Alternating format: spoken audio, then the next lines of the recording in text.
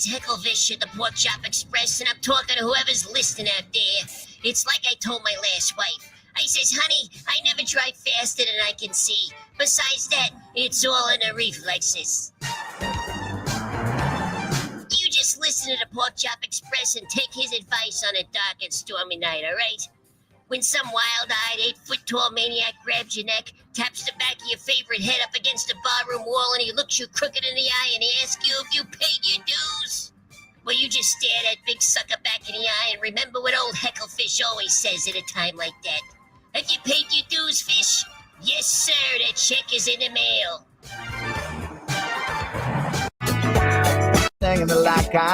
What's going on there, but I'm good at.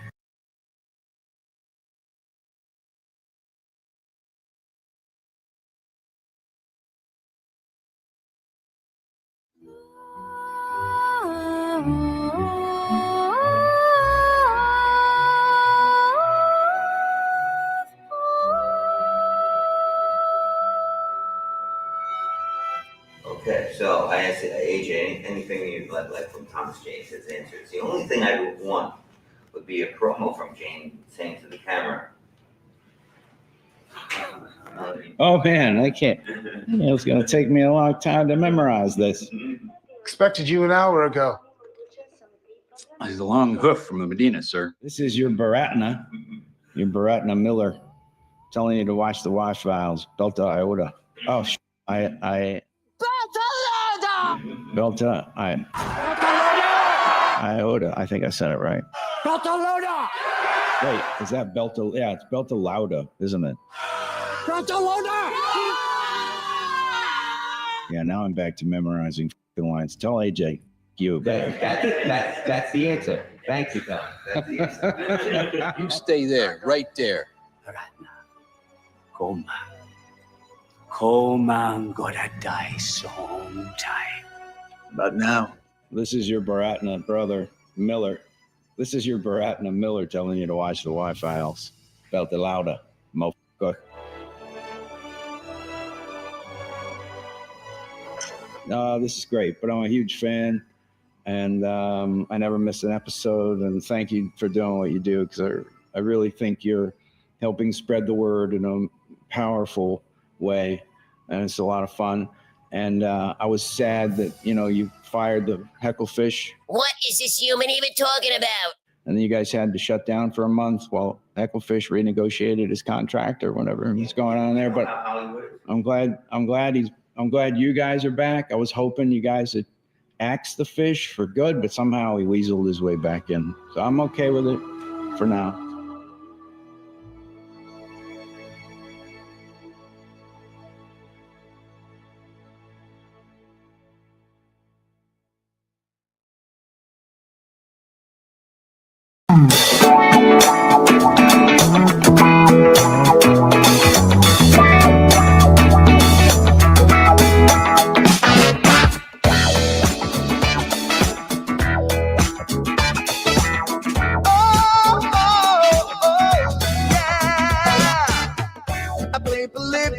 In Area 51, a secret code inside the Bible said I would. I love my UFOs and paranormal fun, as well as music, so I'm singing it like I should. But then another conspiracy theory becomes the truth, my friends, and it never ends. No, it never ends.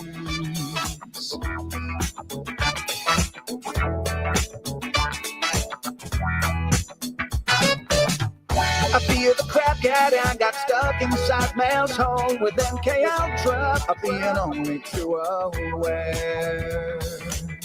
Did Stanley Kubrick fake the moon landing alone on a film set, or were the shadow people there? The Roswell aliens just fought the smiling man, I'm told, and his name was Cold. And I can't believe I'm dancing with the bitches. Hecklefish on Thursday nights with AJ2, and we're all through the night. All I ever wanted was to just hear the truth, so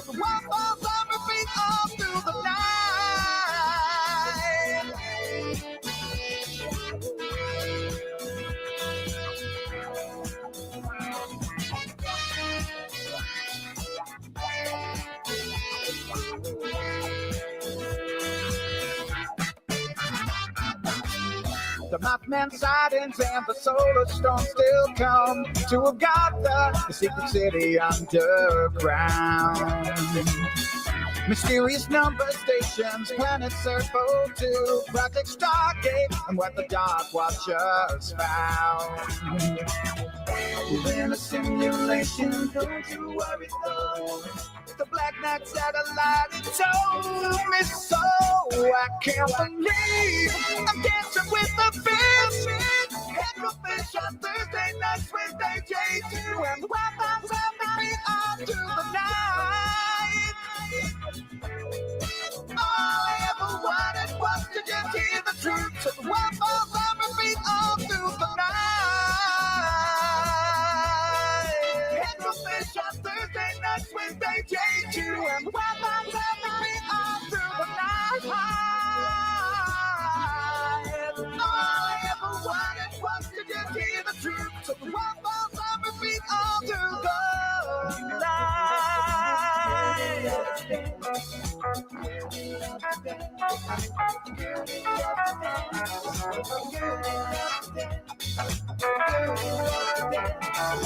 Gertie loves to dance. Gertie loves to dance on the dance floor because she is a camel, and camels love to dance when the feeling is right on waves in time. Gertie loves to dance. Gertie loves to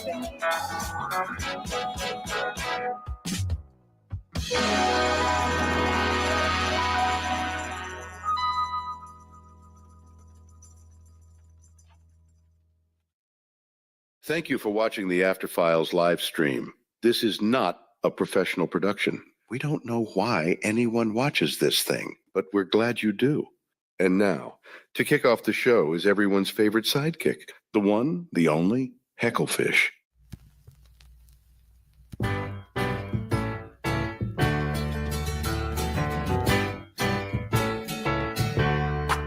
Welcome back. Your dreams were your ticket out. Welcome back to that same old place that you laughed about. Well, the names have all changed since you hung around, but those dreams have remained and they turn around. Who'd have thought they'd lead ya?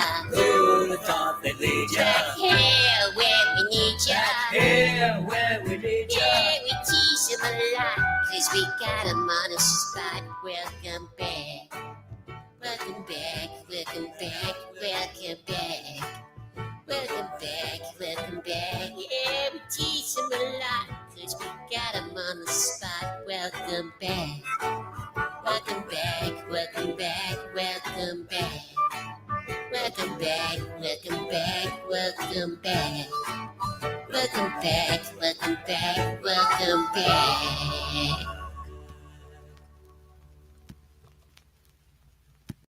Okay, that's good. Audio, thumbs up from the producers. Hello, everyone. Welcome back. Francis, are you singing? You singing along? Roman is here. Good to see you, Carolina gal. OMG, Old Vegas. Shot for shot for the original Welcome Back Cotter theme from '78. Shot for shot, but using shots from Vegas in '78. Hey, Christina's here. Tadassium. Buongiorno, Razir. Plexus. Oh my God, we have slow mode on, and I can't keep up. All right, I'm gonna have to scroll. Tease time saying congrats. Yeah, 5 million subscribers. Never would have guessed it. Here's to 5 million more. There's no way. There's no way. There's no way. We'll take the 5. We'll take the 5. We're good here. Hey, Adam, good to see you. Sizzle Wizzle is here. Bubba Ray, Anthony Zaro, Vinesh, Jay Lang, good to see you. Moonex is there. There's Don M, Raider Ray 44, Fizzgig coming over from the Patreon chat.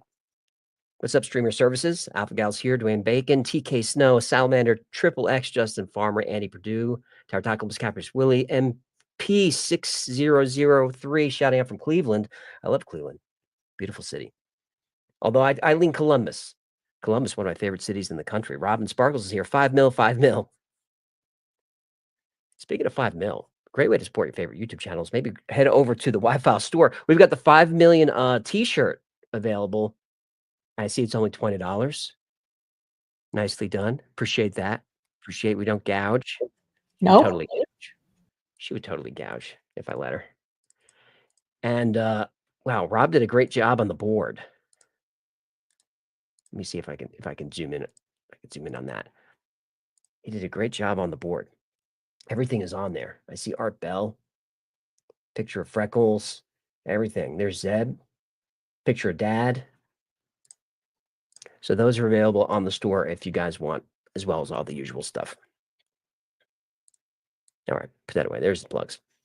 There's the plugs. Oh, I didn't plug Patreon. Go to Patreon and become a member. Be super great. Double question mark. That's neat. Joel saying, awesome on Rogan. I'm glad you liked it. I know I was nervous. It came through. I'll admit it. Really nervous the first like 10 minutes or so. I think, did I tell you guys about this already, or did I just tell the Patreons? Before we were going into the studio, like right before so I got to Joe's studio and they picked me up.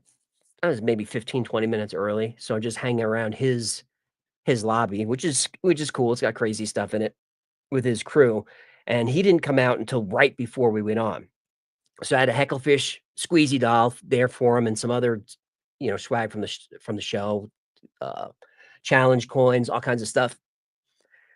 So first of all, he says, "Good to meet you." And I'm like, "Dude, you've known my brother for 15 years. I've been on your show. We've met 7 times backstage at your shows. Good to meet you." He's like, "Oh, that's right." So then I'm off my game immediately because I'm embarrassed. And so I give him the stuff and he's like, "What's this?" So I give him the bag of swag. He takes it and he goes, "Oh, cool." And he throws it away. In fact, I grabbed it on my way back out. And he takes the Hecklefish doll. I don't have one here. He's like, "What is this?" I said, "Well, give it to your one of your daughters. They'll like it." And he says, "Well, my daughters are teenagers, so that they won't like this at all. Maybe I'll just give it to the dog as a dog toy." And I went, ugh, like, not physically, but inside, I was just so deflated. And he's like, "You ready? Let's go." So then we go into the studio right from me just getting my ass kicked for about 3 straight minutes. And I was really nervous for the first maybe 10 minutes. It was really in my head. And then I just said, "Dude, relax. What, you're going to talk about aliens. It's going to be fine." And then I was good. Meaning I was better. But I didn't rewatch any of it until pretty recently. Like I couldn't. It was too cringy. And even the clips I saw, I was like, I don't know, he's still coming across pretty nervous. But I think it was fine. The views on it are pretty good. It may be one of his top 10 episodes of the year. Once the year's done. Ian Tate saying, "What did I miss?" Not much. We don't do a professional thing here, so there's never anything to miss. Jay Burns saying, "Joe trolling you." Maybe it was a power move, right? To just like put me off my guard. But don't do that. Don't power move your guest. You want your guest to be good. Like whenever the basement opens up and I start doing those, I'm definitely not gonna power move anybody. You want them to be relaxed. Army Nation, I appreciate that. Greg, yeah, Thomas Jane as a fan was really strange. And that clip was from last year. I just managed to put together the promo recently. But Gino was hanging out with Jane just a few weeks ago. I can't tell you what they were doing, but they were having a good time. At I think it was at Contact in the Desert. So Gino's out there in the UFO community, and he'll probably hop on later. I hope he does, because we're going to talk a little bit about 3i Atlas. You guys know that thing that's coming toward the solar system real fast from somewhere in the center of the galaxy, moving way faster than anything should. So I've got a couple of clips here, one from Avi Loeb, who thinks it could be an intelligent craft, but he thinks everything. He's a believer. Most of science believes it's just a meteor because they're seeing some ice melting. They're seeing some jetting from it. TJ, nice to see you back in the After Files. Good to be back. July was a hard month. We pumped out 6 episodes for the month, and there's no way I could have done it without the team. So it was nice to be back on schedule for the first time in a long time, and a little bit early to have the episode posted, everything ready to go. The Patrons had the episode early this, I guess, late this morning. I even managed to squeeze in a 15, 20-minute dinner break before we did the Patreon live stream. And if you guys like these, join Patreon for a couple of bucks. We do this a couple of times a week just for Patreon members. So instead of there being 5,000 people in there, tonight we had about 120 or so. AJ Fabrication, thank you for joining. Just a new member. Lava Claw, you watched the whole thing?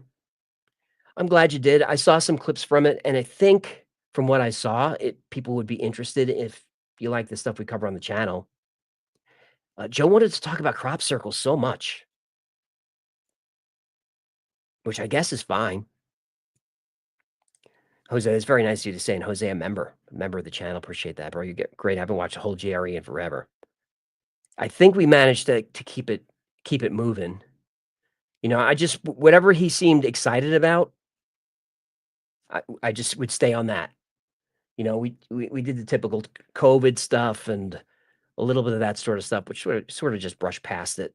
You know, so if you're annoyed by that kind of stuff or anything that leans political, there's really not much in the episode. Mostly we talked about crop circles and cover-ups, aliens, that kind of stuff. Luna Star, thank you for that. Good to see you. Flicker me, this is here. Was gifted a membership. Cool. It was, Jay Church. It was weird. Thanks, Scott, saying it did a good job. Roman Stone missed the After Files. Glad it's back. I am too. I don't know if it's back forever, but if we can get the episodes done early enough that I'm not, killing myself, I would do these after every episode. But I mean, still to get this one out on time, I had to do an overnight. And I try not to do too many of those, but it was a couple of nights ago. So I'm on 8 hours sleep. I'm feeling pretty good. I don't know how late we're going to go tonight. Probably not that late because my boy's coming into town. He should be here any minute, actually. So we'll want to hang out and drink a couple of ciders with the boy, the 6'6" baby boy. Speaking of baby boy.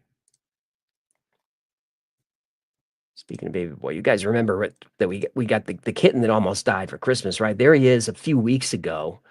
On the left is my big boy, his dummy, and on the right is Bubba, and that's from a couple of weeks ago. And there's from 2 nights ago. Bubba is on the left. That's the kitten at 10 months old. So he's full Maine Coon. He will keep growing for another 3 to 5 years. Giant animal. That you really can't tell, but my boy on the right is a big cat. He's like a 12-pounder. So that's a substantial animal. And eats and eats and eats. He was so skittish when we first got him. I wouldn't come out from under the bed. He's, cowers at everything. But now he's a lover boy. He wants to come up and give kisses, and he's great. He's around somewhere. I've got the cat cam handy for when he comes out. Right now it's on their cookie puzzle. Dr. Dan Fran, good to see you. Congratulations on another milestone reached. You did great on JR. Love y'all and keep up the fantastic work. I appreciate that. Small Z saying, uh-oh. Brad, appreciate that. Good to see you. Joshua's in the house. There's Vienna Anakin, BB. Doc, love the Weird Al hanging there. Yeah, we went to see Weird Al a couple of weeks ago. It was maybe it was the best gift Jen ever got me.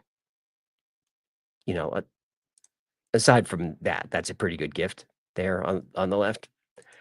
But got us front row center tickets to Weird Al at the first show of his new tour, which kicked off in Vegas, and backstage pass, got to meet him, got to talk to him, all that stuff. And talking to him was very nerve-wracking because for the VIP tour, you wait online to go. First, you take a picture with him. I don't have it handy. We take a picture like in front of the logo wall. And then once everyone goes through the line, then you go through the line again, and then you talk to him a little bit, have him sign stuff. They really don't want you talking to him during the pictures. They want to keep it moving. So I went up and I said hello, shook his hand. And I said, Al, your show tonight was as good as the first one I saw 45 years ago.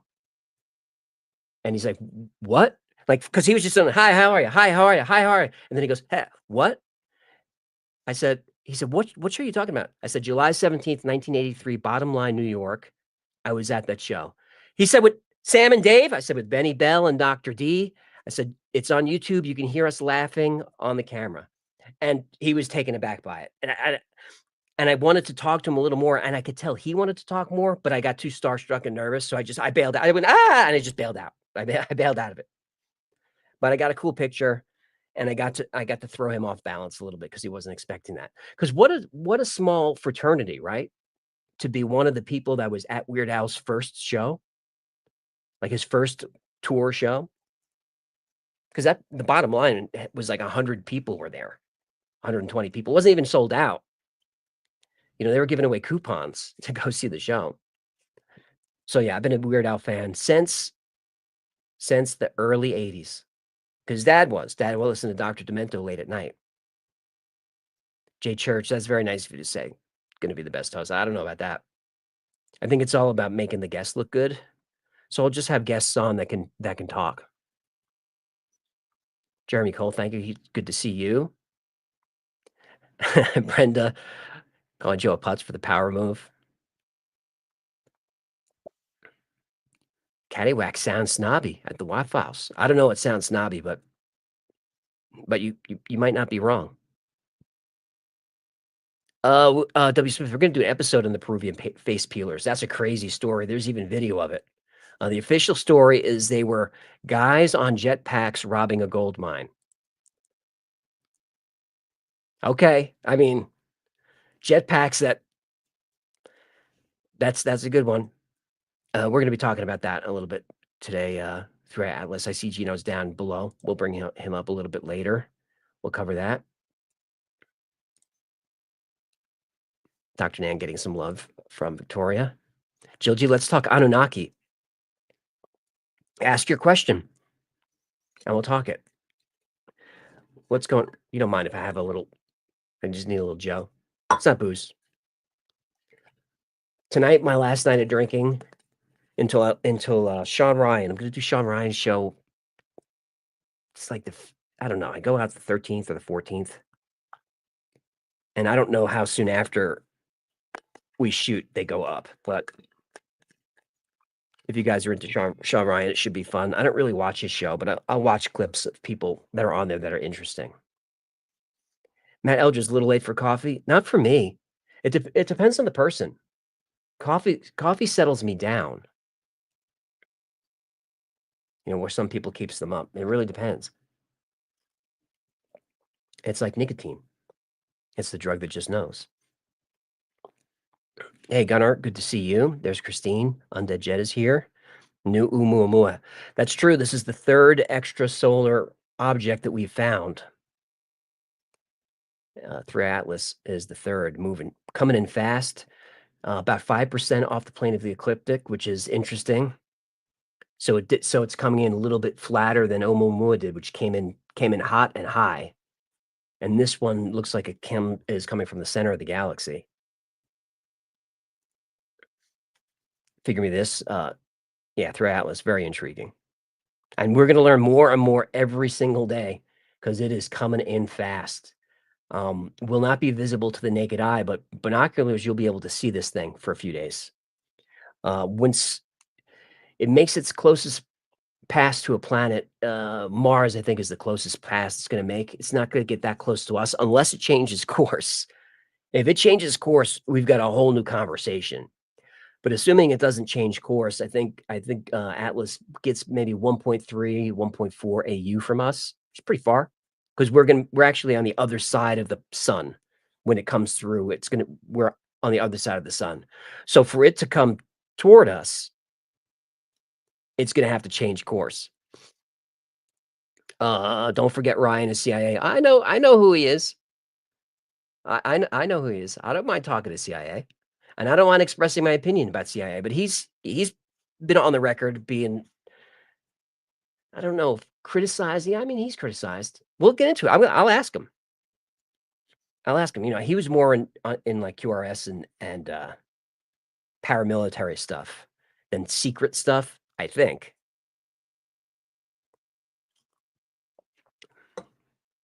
And he was a contractor anyway. I don't think he worked directly for the agency, but I'm going to ask. So it's a little different when you're a contractor. Andrew Duddy's saying, Bucegi story is one of the best, but is it real? It is.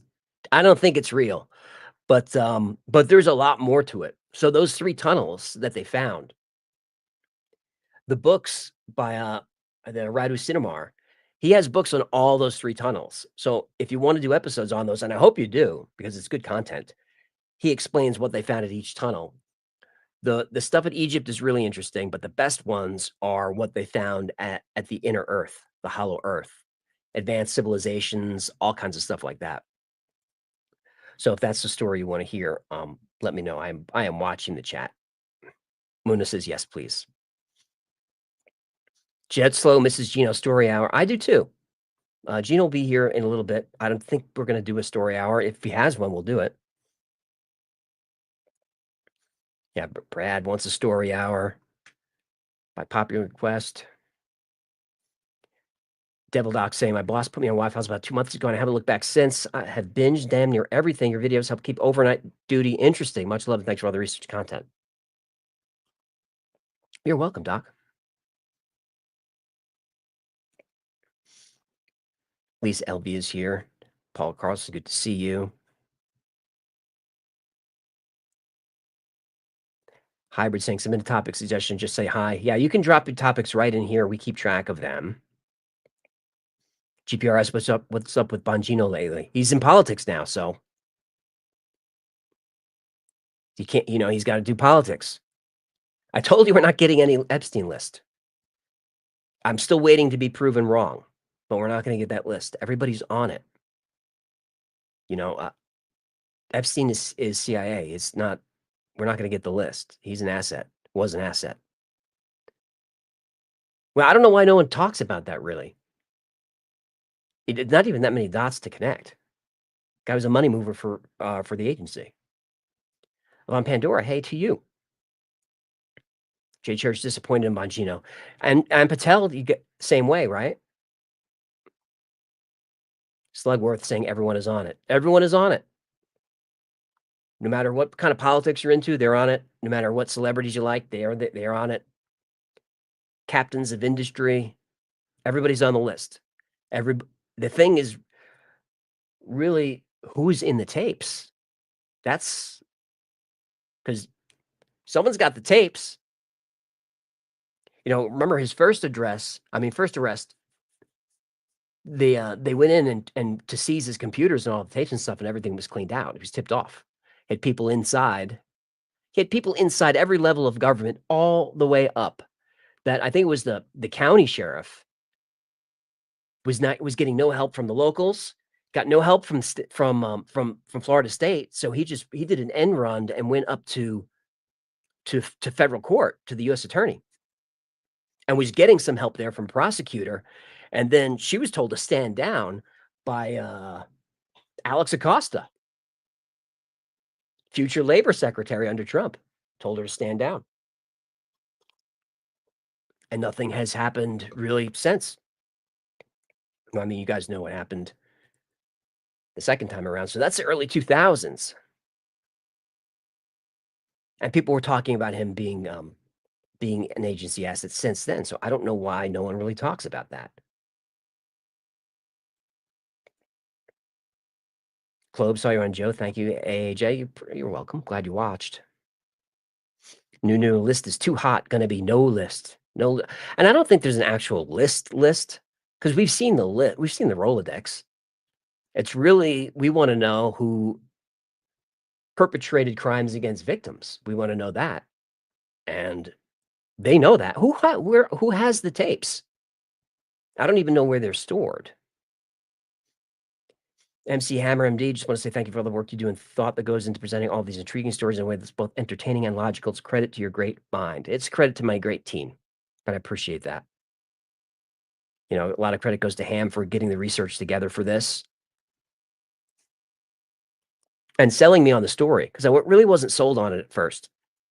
Ham is our researcher, and a lot of the time we're doing like story pitches, it's me doing this. No. So he's telling me about, he goes, the Bucegi Mountains. Bucegi? Yeah, right. How you say it? I said, I don't think so. And then he starts telling me the story, and then I kind of feel myself leaning in a little bit, like, and then what? And then what? Anunnaki are in it? All right, let's do it. Let's do it. So then he gave me the research. I read the book. I actually read the first 3. I could have kept going. There's 7 books.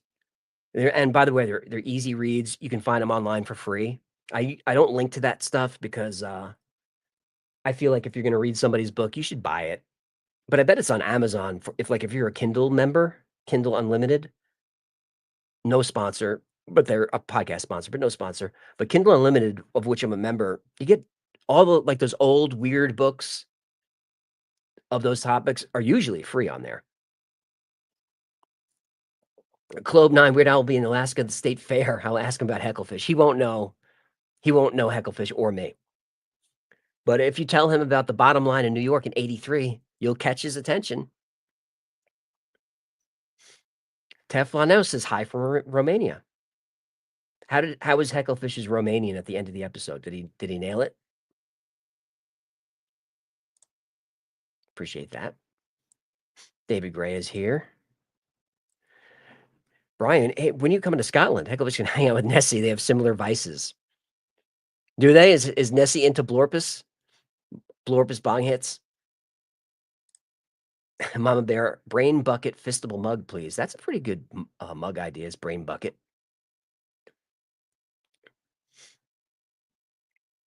Gray says, my partner Michael's a big fan, and now I am too. Do you attend any annual conferences? Also, Hecklefish is on the Epstein files with the eyeballs, with the googly eyes. Ooh. I don't think he's powerful enough to be on those tapes. I never do any conferences. I really never go anywhere. I don't like to. I just don't like to. I believe it or not, I'm sort of antisocial, and I'm definitely on the spectrum, borderline autistic. I'm totally good by myself. I feel like no. You need to socialize. I really don't. I'm fine. I'm just fine not talking to anybody. Hi. She's down there going, just her head is just like this. Jill G, do you think the Anunnaki manipulated our DNA? I don't think so, but I could be wrong. That story shows up a lot. And I mean, not just currently, like Radu Sinamar in his book, he had all the stories in there, but they've already been told a million times. His books aren't that old. Early 2000s was the first one. 2007, maybe. So not that old. So the stories have already been around there. But the Anunnaki story in some version shows up from ancient Sumer to Egypt to India in some version. So there's definitely the Great Flood for sure happened. Still debating why, but the Great Flood for sure happened. Anunnaki, I don't know. I don't know if you guys are into Graham Hancock. I'm assuming a lot of you are, but he just posted his talk that he did in Sedona not too long ago on his channel. It's fascinating. Hour and 20 minutes flew by, and he mostly talked about the Younger Dryas impact theory and all the science behind it, and how we should be worried about comets and impacts, and we're not. NASA's really saying there's, events like that happen every 100 million years, so we're good. But that's totally not true. Absolutely not true. Whether it's Tunguska or what happened in Russia not too long ago, which I think I covered, big airburst, things happen all the time. So Atlas flying in is something to be concerned about. Like, because this is another object that it came so fast, and before they spotted it, like we have no way of intercepting it. It's too late because we just can't reach the speed necessary to intercept it. From the moment they saw it, we couldn't get there. Thank you, Diego. That's very nice of you to say. Smokey says, I never get notifications on Patreon for the chat. Well, if you're on Patreon, we definitely announce it. If it's on YouTube, a lot of people say they don't get notifications. Avatar guy is here. Good to see you. R.I.P. Ozzy. Agreed. Bill Enke, Wrangle Carson, Younger Dryas Guru. He was at that talk. It wasn't in Graham's video, but you guys know all his theories are fascinating. So, and was interesting, this was the first time I saw Graham publicly acknowledge and even give credence to the possibility that there was a solar event. Because remember, the Younger Dryas, there's two events. You've got this ice age going back about 13,000 years ago or so, 13.5. You've got this ice age, and then suddenly it gets really hot, really fast. And then it's sort of that way for a while, and then it gets cold really fast. So something happened in there. And then it gets hot again. So what Graham believes, and it makes a lot of sense to me, is the first event was a series of impacts that hit the North American ice sheet. Many impacts, kind of like a Schumacher-Levy. And remember, the Schumacher-Levy impacts were bigger than the size of the Earth. We see them hitting Jupiter, and it doesn't look like that big of a deal. But those impacts were bigger than the size of the Earth when they hit Jupiter. So the first event being an impact, and then the second event possibly a solar storm. And these are things I worry about. I don't worry about nuclear war. I don't worry about any of the political stuff, but I worry about solar storms, and I worry about impacts. So speaking of, next episode is going to be about Apophis, which is a giant asteroid that's going to make a near miss in a year or two. And near misses are concerns because near misses can become hits with just a nudge because their trajectory is so far away, and just a nudge. So what would nudge an asteroid? A supernova would do it. A supernova from light years away could nudge an object off of its path with just a pulse of energy. W. Smith, is the Shroud of Turin real? I thought so, then I thought it was debunked, and now I'm not so sure. We may have to cover it.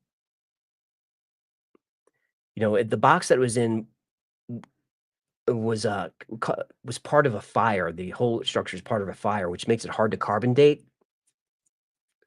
And I think the fire happened about 1,000 years ago. But I'm reading some other stuff that maybe it's real. That'd be crazy if it was. I hope it is. Teach saying, how crazy would it be if Atlas slingshots around the sun and pounds Uranus? That would be a lot of fun. Dr. John Campbell's a good episode in the Shroud. I don't know who he is, but I'll definitely look him up. I love that stuff.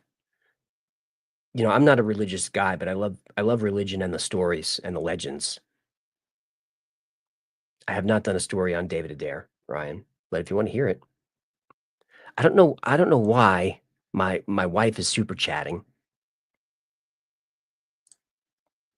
Where is that? Well, hey to you. But I don't know why she's super chatting me with my money. Don't do that. Save my money. I'm just kidding. She earns it. Most of that. It's still my money. Cole, congrats on breaking 5 mil. Thanks. R.I.P. Hulk Hogan. Another legend lost. And it's a shame that he had to die with everything falling apart, with his personal life and all that stuff. But everyone who knew him said he was a good guy. But we were big into wrestling in the 80s. So I grew up with Hulk Hogan he was a superstar, talking about WrestleMania in the 80s. So we followed wrestling's late 70s, early 80s, all the way through. We even went to see live shows, when they were held at high school gymnasiums. Dad would take us. But I stopped following it in like the early 90s.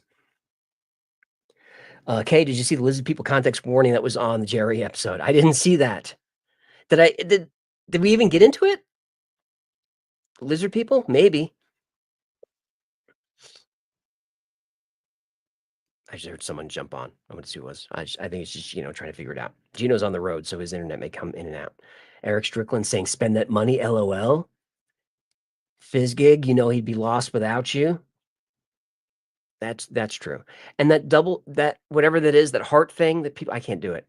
To me, it looks like the bat signal. Like when I see that icon, I'm like, oh, cool, they have a bat signal icon, but it's not a bat signal.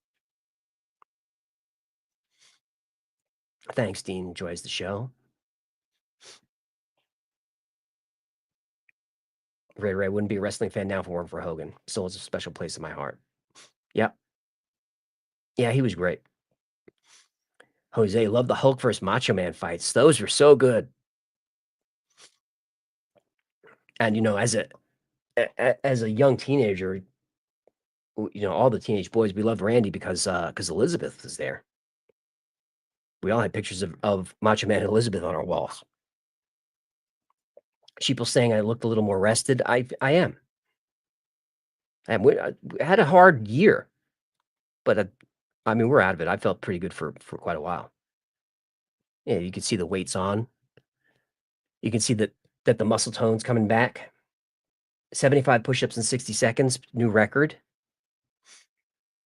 There needs to be a hecklefish symbol, says Mork. If you're a member on the channel, you get access to those icons. Sir says, if you two ever come to Australia, I'll be your local guide. Sounds fun. I don't think so. I don't really leave the house, much less the country. I'd like to see Australia. That's a long flight, man. All the channel members are now taunting you with their hecklefish icons. I'm just saying.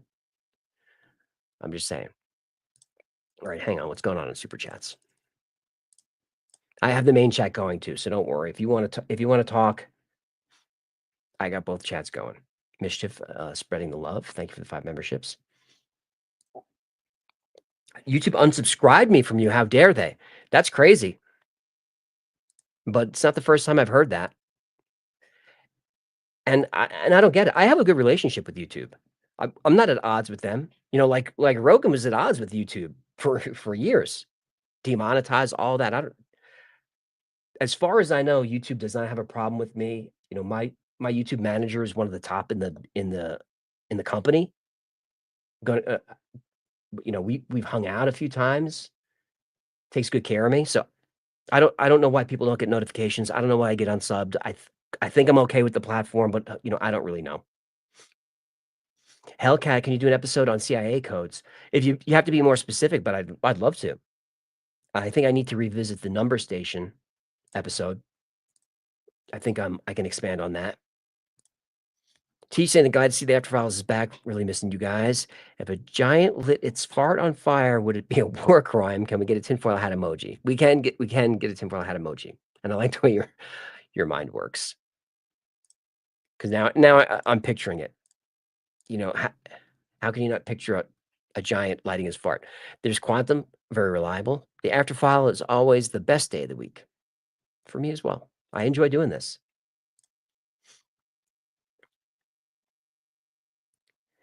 Deslon saying, stop talking in circles.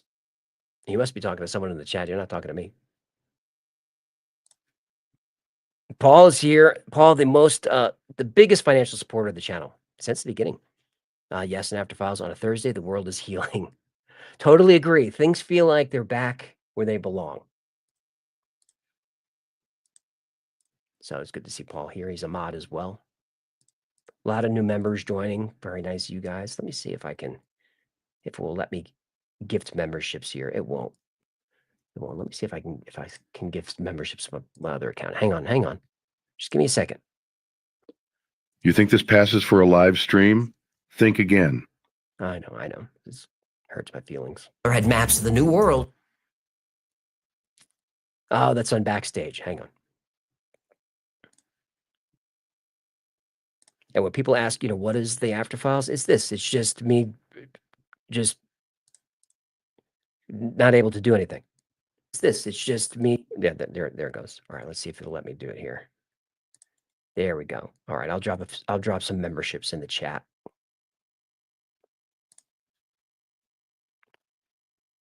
All right, that should work. Catech Jester, thank you for the super sticker, my friend. Toxic fart, 199 Wi Files, after files, yes. Ooh, yeah, baby, slip that in my G-string. All right, enough with that. Take it easy. The Mountain Cowboy, how many members are there? I honestly don't know. I have no idea how many members we have. It could be 100, it could be 100,000. I don't really know. I could check, but you'd have to watch me just struggle for 10 more minutes. Paul dropping some memberships into the chat for you guys. Appreciate that. Jonathan Underwood dropping his first super on live stream. Thank you for that. The Mr. Wilson sending 5 memberships. Mona for £2 of Romanian. Thank you for tonight's episode. You're very welcome. It was a good story. And I didn't see anyone, no one's really covered it. Like if you look for the story, you're not going to find too many episodes of people covering it. I mean, you will now. You'll see a bunch now, but it's nice to be like an early creator on stories like that. Like Mel's Hole, I couldn't find anything on it. You can now, but that was a great story to cover. And there's a few more Art Bell stories coming if you guys are into Art Bell. Treeby fan didn't get a notification. I'm not surprised. Nesto6, WTF is a membership for it's for a few things. Membership is $3. And every month, members get a coupon code for 10% off everything in the Wi-Fi store. So if you're not going to buy anything from the store, there's no reason to be a member except to support the team. I don't take any of that money. It goes to the Wi-Fi's team.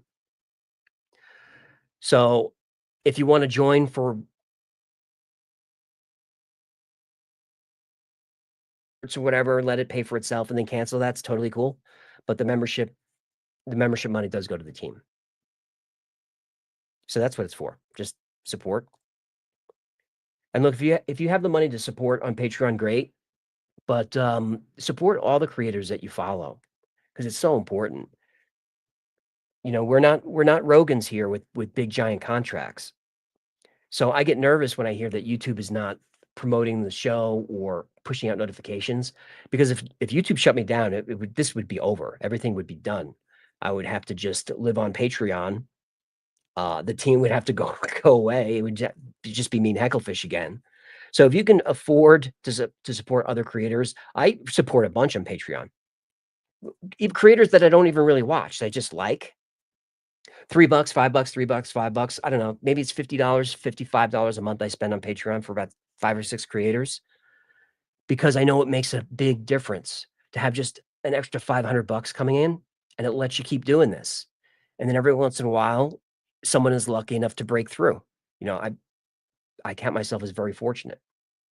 I still don't know why we're here, but here we are. Thanks, Army Nation. Good to see you. I appreciate that. Innocuous is here. Princess Trash Panda has received a gift from Paul. It's nice. Juan Cooper, good to see you. You're very welcome. Caters is here. Love you back.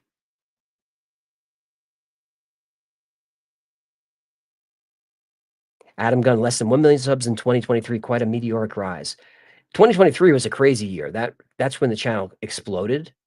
You know, things have definitely leveled off. 2023, the channel exploded, but ever since then, it's just been pretty flat. I'm not complaining. You know, we got to 2 million. From 1 million to 2 million was very fast. To get to 1 million took a long time.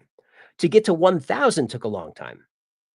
So I don't read this much anymore, but like during late 2023, people kept saying on Reddit that clearly I was a CIA asset because the channel just exploded out of nowhere. But the channel was there for 2 years. Nobody watched it. I did 50 episodes the first year, and I ended that after the first year. I think I had 5,000 subscribers, and videos were getting like 1,200 views. So they were subscribers. No one was watching it. Even when I hit 250,000 subs, those are just like kids coming over from watching shorts.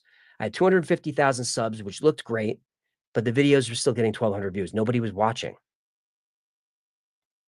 So that's why it's great to hit the milestone with the subscribers, but it's really just a vanity number. that makes the channel look big. It's views that count. That's what helps us. That's what helps the sponsors. It's views, views, views. So people were very excited that the Y-Files has been showing up on like Watch Mojo's top 20 this, top 10 this. It's cool they're on Watch Mojo, that it's got, I don't know, 25 million subscribers or whatever, but nobody watches that. Nobody watches Watch Mojo. All due respect. All due respect, 20 million subscribers and, 2,000 views, 20,000 views. Nobody's watching that. So when people said you were on Watch Mojo, I'm like, is that still a thing? I don't want to click on it because I don't want them in my feed. All due respect. All due respect. Mark Morrison says the Mothman stole my catalytic converter. Is that why it smells like farts in your garage? Blame it on the Mothman. No more blaming it on the dog. Now it's the Mothman's fault. You can smell that? It's the Mothman. He stole my catalytic converter. Charlie Zulu Oscar. CZO. Hello to all my lizard people. 4-month member. Brian P. Do a Jackie Gleason Nixon alien encounter episode. That would be a great one to do. I had only heard a little bits about that story before Joe mentioned it. But I think Barra knows a lot about that story. I can ask him about it. But could you imagine going to see a UFO with Jackie Gleason and Richard Nixon, and how much drinking was done on that adventure? I'm a huge Gleason fan. I've been rewatching The Honeymooners, since I BitTorrented them a month ago. Did I say BitTorrent? I meant paid for. I'm sorry. Don't do it, kids. Don't pay for your content. Army Nation, you did an outstanding job on the show. I appreciate that. I was nervous. And there's Dr. Nan. Congratulations, another milestone. You did great on JR. I love you all and keep up the fantastic work. Well, you keep up the fantastic avatars.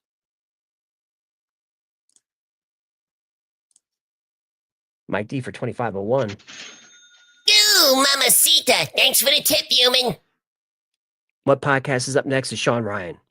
We're going out there in about 3 weeks. And he goes 4 hours. So I hope there's a bathroom break because, Grandpa and his prostate, I can go 2 hours and 50 minutes and without needing to use the restroom. That's my limit, 2 hours and 50 minutes. Rogan was 2 hours 57. So that means I had 7 very uncomfortable minutes toward the end there. And I feel like I can see it on my face. Like I'm squirming. I'm doing the pee-pee squirm. And I was even tempted to you let out a little dribble to just hold you over. So I could wet my pants. No one's going to see it. No one would believe him anyway. But luckily I saw him look over my shoulder where the clock is. And as soon as he looked at the clock, I went, okay, I'm almost out. I'm almost out. Ran right to the bathroom. Did not see him since. So just like on the way in was crushing, the way out was the same. On the way out is just, I took the swag he didn't want. And I got in the car and I left. And that was it. No good to see you, buddy. No hug, no fist bump, no dinner invite, no come on over to the mothership on me. None of it. Just get out. All right. We got more views than Jordan Peterson and Bernie Sanders. I'm just saying. But cool. That's whatever. I'll remember. I'm moving up the ladder, Joe. I'll remember, who stepped on me to go up. You got to see those people on the way down. I remember you. That's your number. I mean, I literally got your number. Don't tell him I said any of this, Gino. Wilma Tits Girl for $1.99. I see Gino's down because Gino talks to Joe still. I only texted him about the show and that's it. I will not. But Gino talks to him and he's his friend. So Gino, can I get a signal? You're not going to say any of this, right? No, okay, cool. He's going to keep a secret. It's bros before Joes. You know what I'm saying? Wilma, how am I now just seeing this? Nobody called me. Probably didn't get a notification. Nick Newsom, no fist bump. Nothing. No, I mean, literally, we left the studio because there's a whole other part to his building. You've heard about the archery range and all that stuff. I didn't get a tour. I didn't get anything. No, I didn't get access to the kitchen. I got to the restroom, and that's it. There was nobody. Even his guys were just like, "Cars out there. Grab your stuff. Get out." That's fine. I was just happy to get out. I was happy to get out of there, and I felt like I think it went okay. Rusty Shackelford, which is a great name. AJ, don't ask for much, but please reach out to Ninjas and Butterflies podcast. There's a great pod and their fans who talk about you a lot. I've heard them shout out the channel, and I know they watch. They look super fun. They haven't reached out. So when people ask, hey, go on this podcast or go on that one, like someone in Patreon said, hey, would you go on and would you go on Lex Friedman podcast, please? And my answer is, okay. He hasn't invited me. I only go to where I'm invited. I don't promote. I didn't call Joe or call Sean Ryan or any of these guys and ask to go on. They reached out. And I really don't do podcasts and stuff like that. But when Rogan asks, you got to do it. And Sean Ryan, when he asks, you got to do it. So Ninjas and Butterflies looks cool. I'd go on their show, I think. I mean, they look like nice guys. I don't follow the channel, but they seem like nice guys talking about interesting stuff. So if you want to check them out. The Bianicorn, Lex Asset Man. I don't think so. But that's almost a meme at this point. Is every podcaster is an asset. And nobody really is. I know Sean Ryan is CIA. But he's not really. I'm going to talk to him about it. Mama Bear. OMG, a live chat on YouTube. First time chiming in. I missed the lives with Ginos Story Hour via PowerPoint presentations and taking a shot every time he said, Oh, he's listening right now. He does not like that. The channel has come a long way. Congrats on 5 mil. Thanks, Mama Bear. Yeah, I missed those too. Like for a while, we produced Ginos Story Hour so the editors would edit out all the ums. And look, he's not the only one who does it. It's not like I'm Mr. Slick. You guys see the final cut. I actually pulled a blooper reel from this episode because I couldn't pronounce weapons of mass destruction. I could not say the word destruction. I couldn't do it. I think 14 or 15 takes in. And if you go back and listen to the episode, I still don't really pronounce it well because I was in my head, but I was getting so frustrated that it was becoming funny to me. So I pulled the clips and I'll assemble those together and I'll throw them on backstage in a day or two. Just me going instruction. I could not say so there would be swear words in it. There would be laughing in it. And I finally got close enough and you hear me go, whoo. So that's why there's a cut. If you watch that scene, I say destruction poorly. And then we cut to black because I had to cut everything down. Private chat. Let's see what's going on. Gino saying Ninjas and Butterflies have reached out. Just forward that to Victoria and we'll check it out. I'll go over there. Gino, drop in the private where they are, unless someone knows where they are, because I don't really do Zoom. And Gino saying I speak to Josh. You mean Josh who used to work for the channel? Okay. Remember, I read the private chat to everybody. Like Ron Burgundy. Paul saying, remember, YouTube gives out memberships randomly. Nobody's playing favorites, just all luck. That's important to know because I see a lot of people saying, oh, man, I want a membership. And I see people saying, I don't have enough money, but I'd love a membership, which breaks my heart. I'd love to give you one. But when you buy memberships, they just get scattered. It's just totally random. I wish there was a way that you can target people, but you can't. You buy 20 or 5 or whatever, and they just throw them in there. So no one was playing favorites. It's just all random. Gigi, Ninjas are in Florida. Whereabouts? Because Florida would be easy if it's Tampa. Because that's near Mom. Not that I would stay at Mom's. I don't. Mom's guest bed. That's terrible. Worst guest bed ever. Which I reminded her about for 5 years or so, and then I just started staying at the Hilton. And then she said, "Well, I don't know, a couple of years ago. Well, now you can stay at the house. We got a new bed for the guest bedroom." So I went there and it's terrible. I said, "This is new." She's like, yeah, we got it from Walmart.com for it was $179. I was like, well, I feel it. $179. It's going to cost me more than that for the Swedish massage and the chiropractor. But but Tampa's got a nice Hilton. At least they have a lobby bar. Mom's only got a couple of bottles of bourbon. Crunkle, it's just luck of the draw. Tavares, Florida. I don't know where that is. Florida people got, I'm from New York, so Florida is Tampa, Miami, and Boca. That's what we know. Now, I know more than that. I honestly know where places are there, but only the big cities. Road Trip is happy to see After Files back. Me too. Get a push bag, not a bed, says Nick Newsom. Well, you tell Mom. I will still stay at the hotel. Which hurts her feelings, by the way. And I guess got to be careful because she watches this sometimes. Brian says Weird Al's going to Huntsville, Alabama. I'm going to also. Definitely do it. Even if you're not a Weird Al fan, even if you're just kind of think he's funny, his shows are an extravaganza. If you are a fan, you're going to love it because he does all the hits in costume. So when he comes out, and when he does Fat, he comes out in the fat suit. And during the costume changes, behind him is a giant screen, and he rolls clips that are hilarious clips from like Al TV back in the day, clips from UHF. When the Naked Gun scene came on, everybody went bananas for that.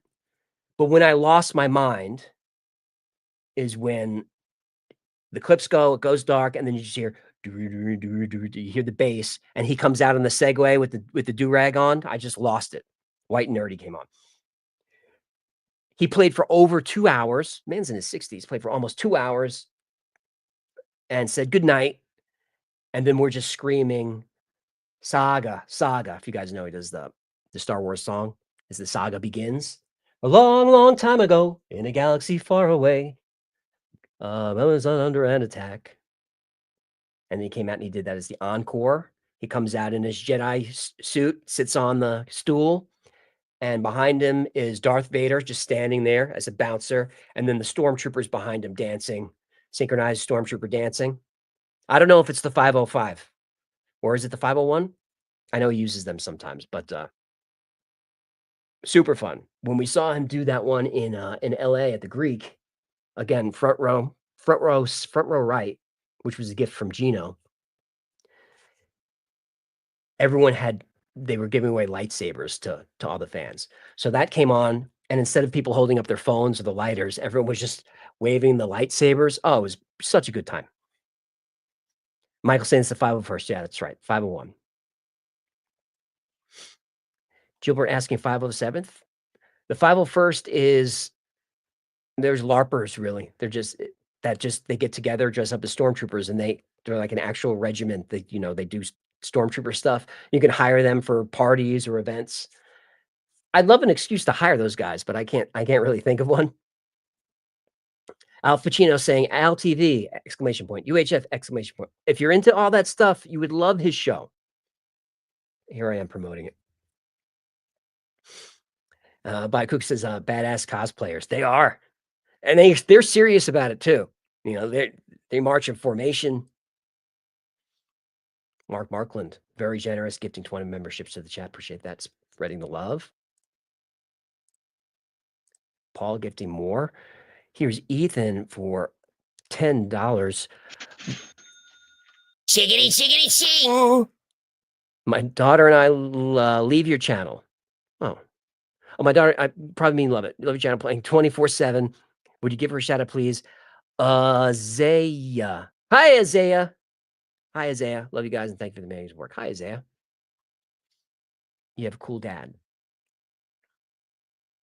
How old is she, Ethan? Open a ticket on Discord and I'll send her something signed.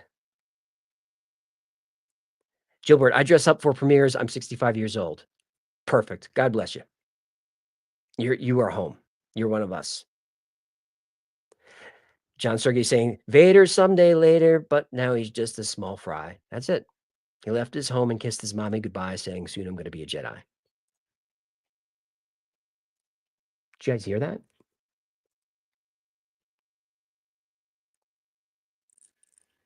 going on? All right, heard something. Yeah, we're good. We're good. We're strapped. We're good. We're covered. Davina's saying third Wi-Fi's premiere in a row. Just finished an hour of my spin bike workout. An hour while watching the Wi-Fi's. What could be better? What could be better than an hour on a bike? Everything on the planet Earth except that. So many things are better than that. But I do appreciate the compliment. An hour spin class. That is a thigh master right there. Thigh mistress. Badass. I think I can get to 80 push-ups in 60 seconds. But I don't think I have enough time to do more. And boy, those last 5 are killer.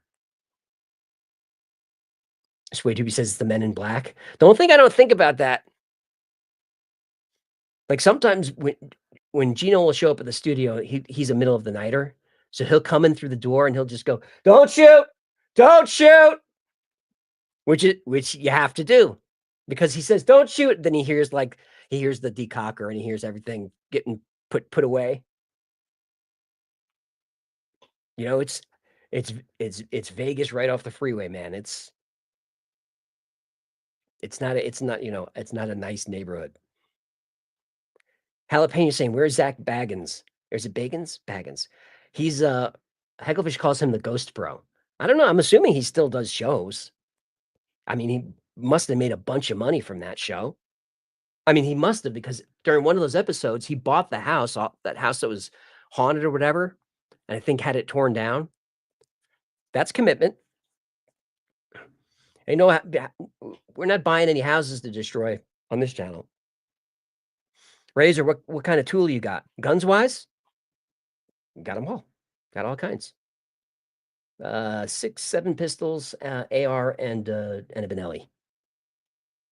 It's basically the John Wick package. But I'm not a total gun nut though. You know, I have guns. I like guns, but I'm not like a gun guy. I don't go to shows. My AR is not all custom stuff. It's all just pretty basic. But I've carried for many, many years. My everyday is a Sig P365, probably the best carry gun there is. AJ looks like Corey Feldman. That means I'm getting old. That means I'm getting old, because I used to get RDJ, but I guess I'm getting old if I'm looking like Corey. And look, I've seen Corey in person not that long ago. That means I still got some work to do. I got to get more push-ups in, because Corey was not looking good. And I'm not disrespecting Corey, because he was a good dude, and he went through hell in Hollywood. And when he came out about some of the stuff that was done to him, he was ridiculed, and he was right about all of it. You know, he was a nice guy, and he was really nice to the team. Moen, as a Romanian, I know that the Bucegi Mountains have a long history of hidden tunnels inside them. Still hidden, look up the Vinca civilization. I will do that. We didn't really cover the Sphinx that much, but there really is a Sphinx up there in the mountains, and I think I'm pronouncing that right. You can correct me. Bucegi. Cynthia House saying Corey is a womanizer, though. Maybe. I don't know anything about that. I don't judge people on what they do. If it's consensual womanizing, that's really none of my concern. As if he's hurt people, then he should be buried under the prison. But if it's consensual, I don't really care. Guns don't shoot people. P320 shoot people. Or sometimes the P320 just shoots people on. Oh, you guys are. That's exactly what you're talking about. Yes, someone just got killed. An airman got killed from the P320, which in the surface is that an M18, an M8? It's called something different. Because it's weird, because Zeb is probably here, was getting a carry and was asking me some gun questions. And again, I'm not a gun nut, so I just know the basics. So I told my carry Sig, he said, I'm worried about carrying a loaded gun that doesn't have a safety. And I'm like, it's a Sig. Sigs, they make a few miles with safeties now, but Sigs are known for no safety, just hot, one in the pipe, ready to go. And I'm like, it's a Sig, it's not going to go off. And then that story came out, and I was like, oh my goodness. And I looked into it, and the 320 has gone off there's quite a few times. I haven't seen any issues with the 365, but nothing is more terrifying to a man who with an appendix carry, which means right in front of your crotch, and that gun goes off. Oof. No, I'm not looking for any gender affirming care like that. Larry, can we drop the 320 stuff? I'm fine with it. You guys stop talking about it in the chat. I'll stop talking about it. Frank goes Glock all day. Yeah, I don't like plastic.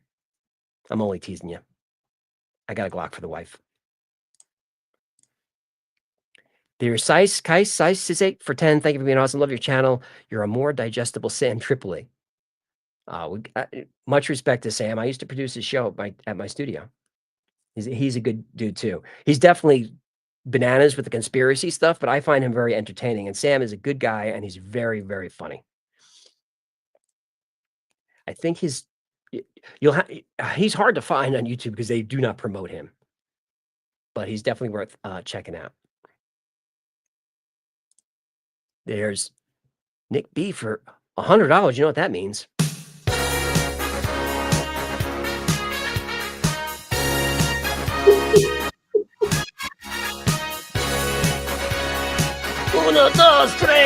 Human, I want you to know I said human. Thank you for all the dough tipping, as I'm sure you will find. Always is a good time. Ooh, ooh, ooh, it's fun to tip the F-I-S-H. Tip the F-I-S-H. Nick B for $100 got so excited to see the notification. You got a notification. Right. Glad to have you back. Have you heard of the Voyager satellites sending back photos and breaking the scientists' brains from left to right brain? Mr. Kako mentioned it. I haven't seen that. I know that the Voyager went dark for a while but came back, but I don't think it's sending photos. But we can look into that. Hey, Victoria. Hey, Gino. How are y'all? Hey. Good. We're not doing a Ginos Story Hour. I don't have one prepared. I could tell you a little bit about what's been going on the last month or so with us. No, we could talk. We could talk three Eye Atlas if you want. Okay. You were on.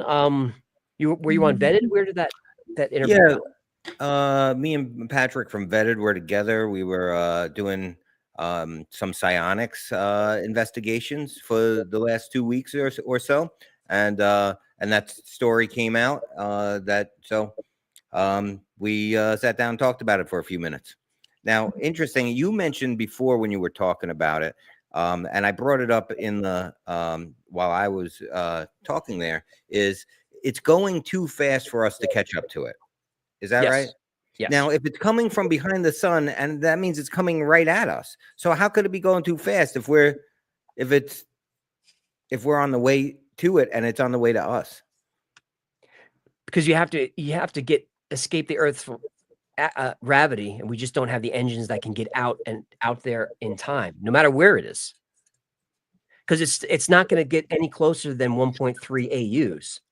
So that's what 130% the distance of the Earth to the sun. 120 million miles. That's the closest it's going to get to us.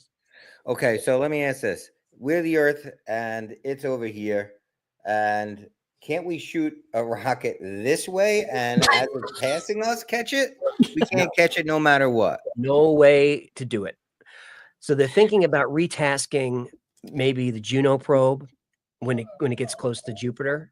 Maybe retasking that to see if they can get some stuff, but it's moving real fast. I don't know if you guys got into it, but it's moving faster than it really should. 3 times as fast as anything we've ever seen, I think. Way faster than Oumuamua, because it's going to come in and out of here, assuming it's not an alien invasion like Avi Loeb says. Assuming that it's going to be in and out of here, I think from mid-August to December. So 90 days, which is really a short time, because people don't realize how big the solar system is. It's unfathomably huge. I wish Bruce Willis was here to help us, but I said on Vetted, Ben a little credit. What if Oumuamua was the probe that sent information back to Atlas? It's interesting that Oumuamua came from a different part of the galaxy. So Oumuamua, they think, came from the other arm. This is coming from dead center, which is interesting because the middle of the galaxy is very crowded with stuff. You know, the one thing I don't understand also on it is there's so many stories about space travel that say, oh, they don't have to travel the same way that we do. They're able to take the piece of paper and they bend it and they're touching. Well, what are we waiting for then? Why aren't they just beaming over here? That's why I lean towards it's probably just a natural thing flying through the sky. It probably is. What's interesting about it is we're gonna know all the things. You know, spectrography just came back. Spectrography, light analysis just came back. So they're seeing that there's ice. That there's a lot of ice there. I don't know if they detected anything metallic.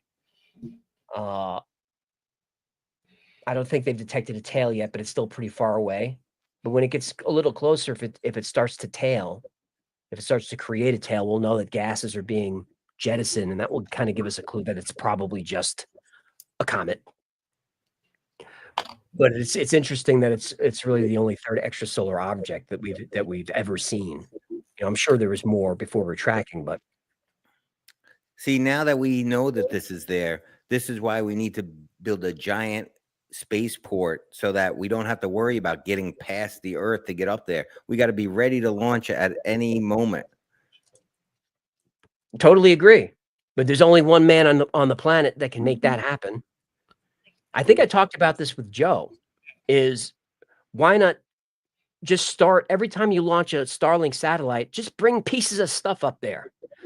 Like pieces of what? Pieces of a ship? No, just bring pieces of a giant 3D printer. They could 3D print houses. You could 3D print metal.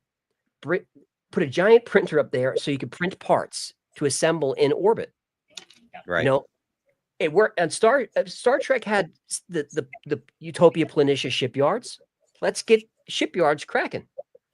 Right. Even if we did that on the moon or Mars, it has things that could be mined there just to be used for that.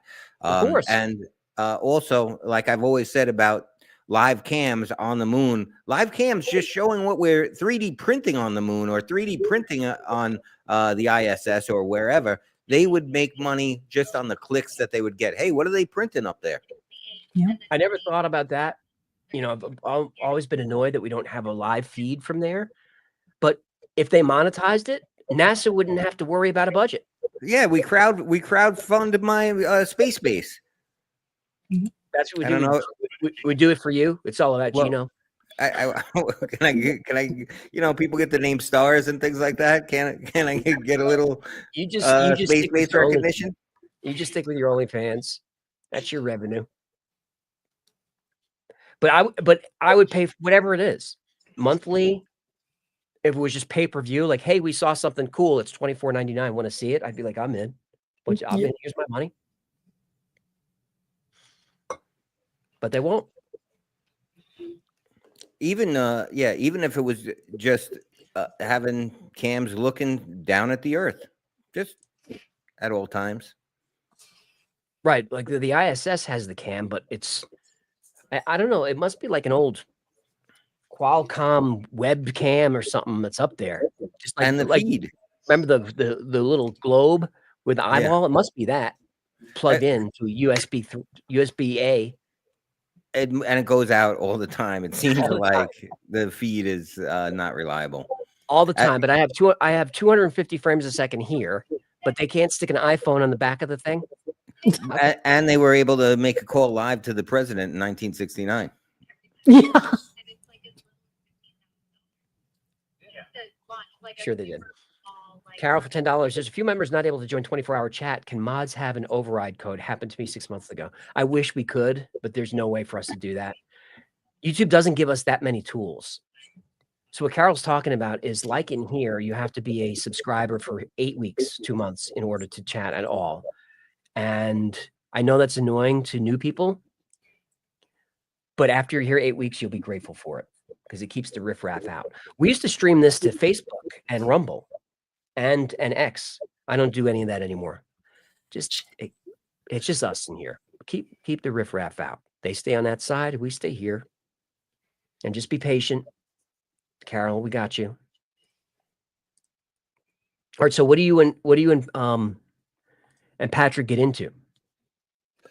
Oh, you Well, are you sitting in this? Oh, it went right to the Rogan clip. All right, you got to promote. well, here's the thing. He introduced me as Gino from the Wi-Fi. I was like, oh, that does, you got to at least say I'm the producer or something. And so he said, you know what? I'll cut that in. It kind of explains the whole thing. All right. So what do you guys get into? Really, it's just talking about Avi Loeb's, saying that this could be an alien,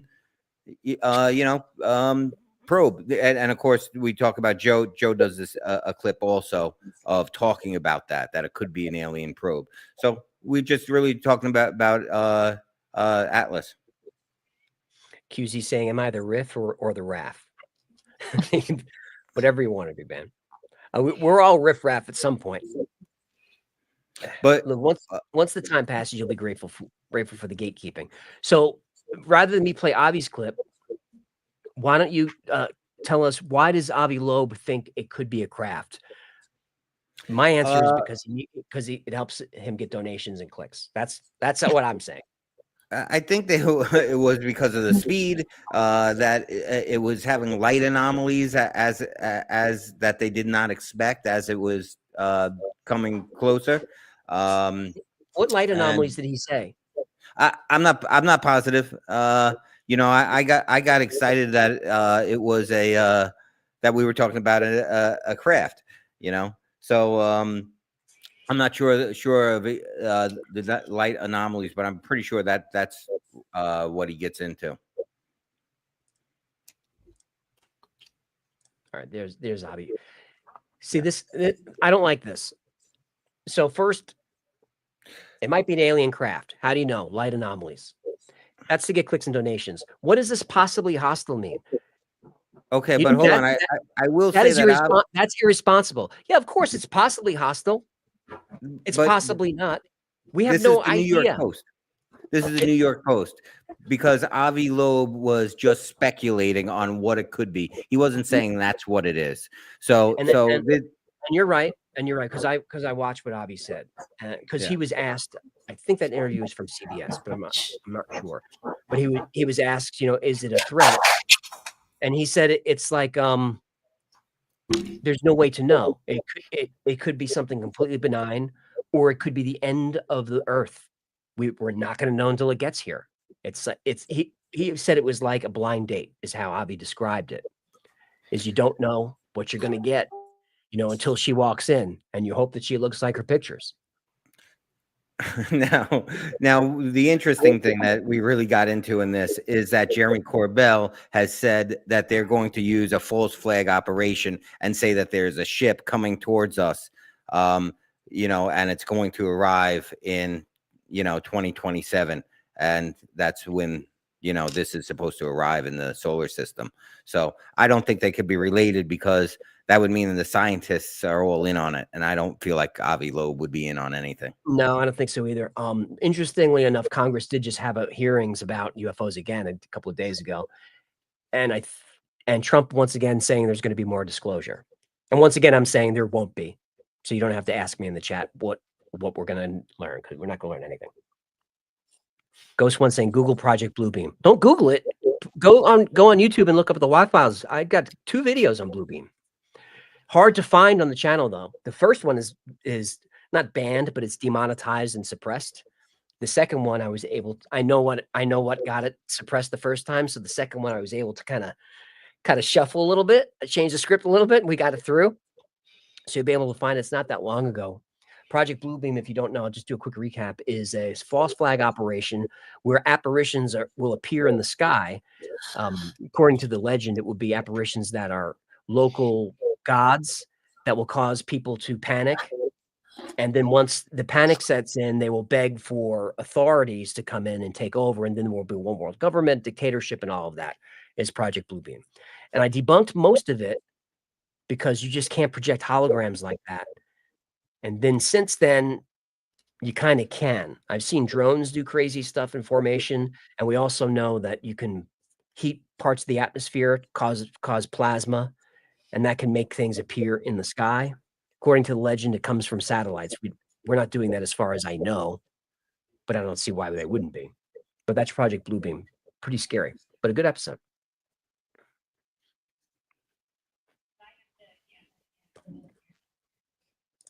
Anything else on that, Gino? I'll just do super chats. Steve, No, written yeah, again, I think that's it. Besides that, for the last few weeks, we've been doing some psionics. Patrick's doing a documentary. I'm really excited about some of the things we saw. We did see things flying around the sky. We were in some remote parts of America, and the results are interesting. They're not overwhelming. I'm not ready to say I know what I looked at, but there are things flying around our skies that are hard to identify. that video you sent me, and I'd be the first one to say this is a plane or whatever. Yeah. The video you sent me was definitely an anomalous air something. Yeah. So you sent it to me, and immediately I'm going to go, I'm like, I just got to tell them it's a satellite. I hate to break the kid's heart, but that's just Starlink. It wasn't a satellite because the light was steady, and it wasn't, and it was probably not a plane. Right. No beacons on it. Definitely what people are calling orbs, as they're summoning or, as they're doing meditations for CE5.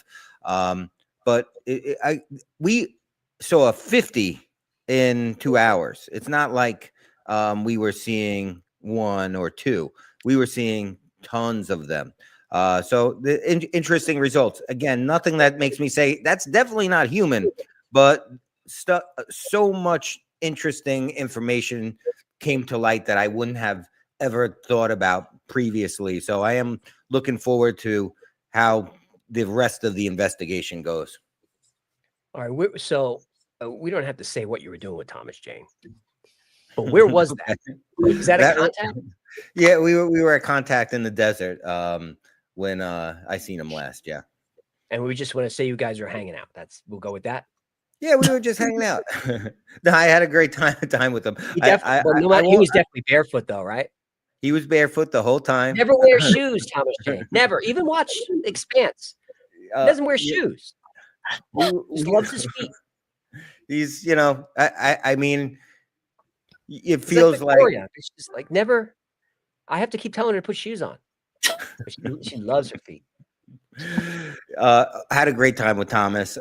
We had such an interesting experience when we were talking to Chris Bledsoe. Chris Bledsoe is a guy who summons orbs and is kind of widely known for it. So he asked me to introduce him to him. So I'm introducing him, but we're at a loud get together and for a dinner at Contact in the Desert. And so I'm standing there with Thomas Jane in front of me, and I introduce him to Chris Bledsoe, and he asks Chris an important question that I didn't even feel comfortable asking. He asked him about Tim Taylor, who's in NASA, and it's like a hot topic, and we want to hear the answer, but Chris is a very soft-spoken guy. So, me and Thomas are just looking at each other directly across from each other, eye to eye, as we slowly drift our heads towards Chris, trying to hear what he's trying to say because it's so important. Like everyone on the internet wants to know what's going on with Tim Taylor from NASA and Chris Bledsoe, and he talked to us about it, but it was so loud. Hang on. You got to set it up. Set it up. What's going on with Tim Taylor at NASA that's interesting? Well, there's speculation on that NASA is involved with Chris Bledsoe and the orbs and his summoning, and then what they're doing with that information. And then there's a little bit of I don't want to say conspiracy theories, but speculation on if somehow Tim Taylor took some kind of IP that should have been Chris Bledsoe's. So they were kind of friends previously, and I don't know what happened. So we're all trying to kind of know what happened, why they're not really involved with each other anymore, or if they are. And I felt like we were getting that answer, but we couldn't hear what he was saying. So he may have answered it, but couldn't get there. couldn't hear him. And again, I think that's something next time I see him, I'm gonna delve into. I like to know the answer. Well, Chris West says ancient alien theorists say yes. Yeah, Stephen Phil. Britton asked me, did I get Al to sign anything? I didn't because I didn't want to wait on that line again. I mean, there was a lot of VIP. You would think there's like going to be like 10 of us. It's like 300 people. When we got there early because you had to check in as a VIP. We got there early and the line was down the casino. I was like, oh, we're gonna be here all night. And he had an opener. Puddles the Clown was very funny, and then he played for 2 hours, and then we waited online just for the picture. It's already late. I love Weird Al, but I got to get home to bourbon and TV. I can't be there all night waiting for an autograph. But if you have an accordion signed by Al and can't decide if it's cool or not, it's cool, Steven. It's the coolest thing ever. I just have a Rocky Road coupon signed by Al that I got when I was younger. So you have an accordion. So you one up me there. Speaking of there's Paul. They got me in collections and garnished in my wages too. Got guppy support payments, alimony up the wazoo. They repoed my car. I'm living in a jar like a bum.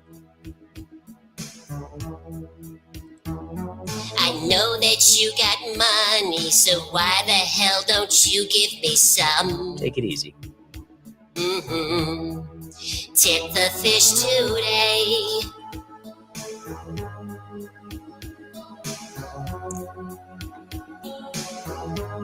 Please tip the fish today. That goes on for a minute. Paul's saying, not sure if you heard, I have, but Dr. Demento's last regular episode was May 31st. He's doing a recap episodes for October when the show will end. Figure you might want to know. I think he's 84, 85 years old at this point, been doing it since early 70s, maybe. Since he's a kid. Dr. Demento, a legend, absolute legend. Not just in like comedy, but in radio. Dr. D.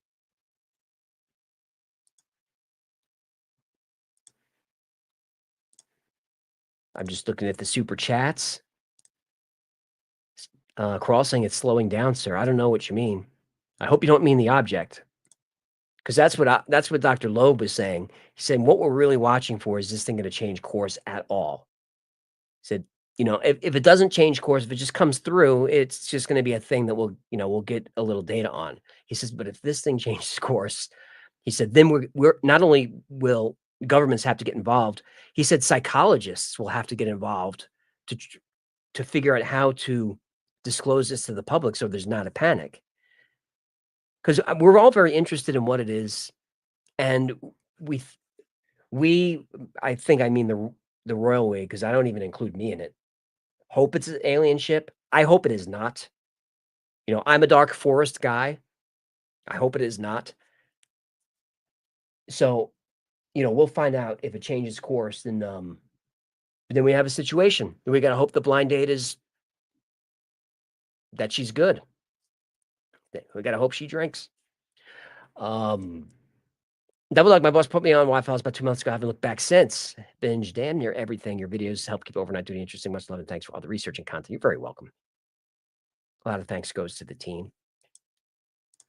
I'm nervous because remember, I don't read ahead. There's Red Dragon 10 for $10. Hey, Jim, I'm an archaeologist. Now I go, I'm convinced there's a real effort to conceal the truth. Some important aspects of our past. But why?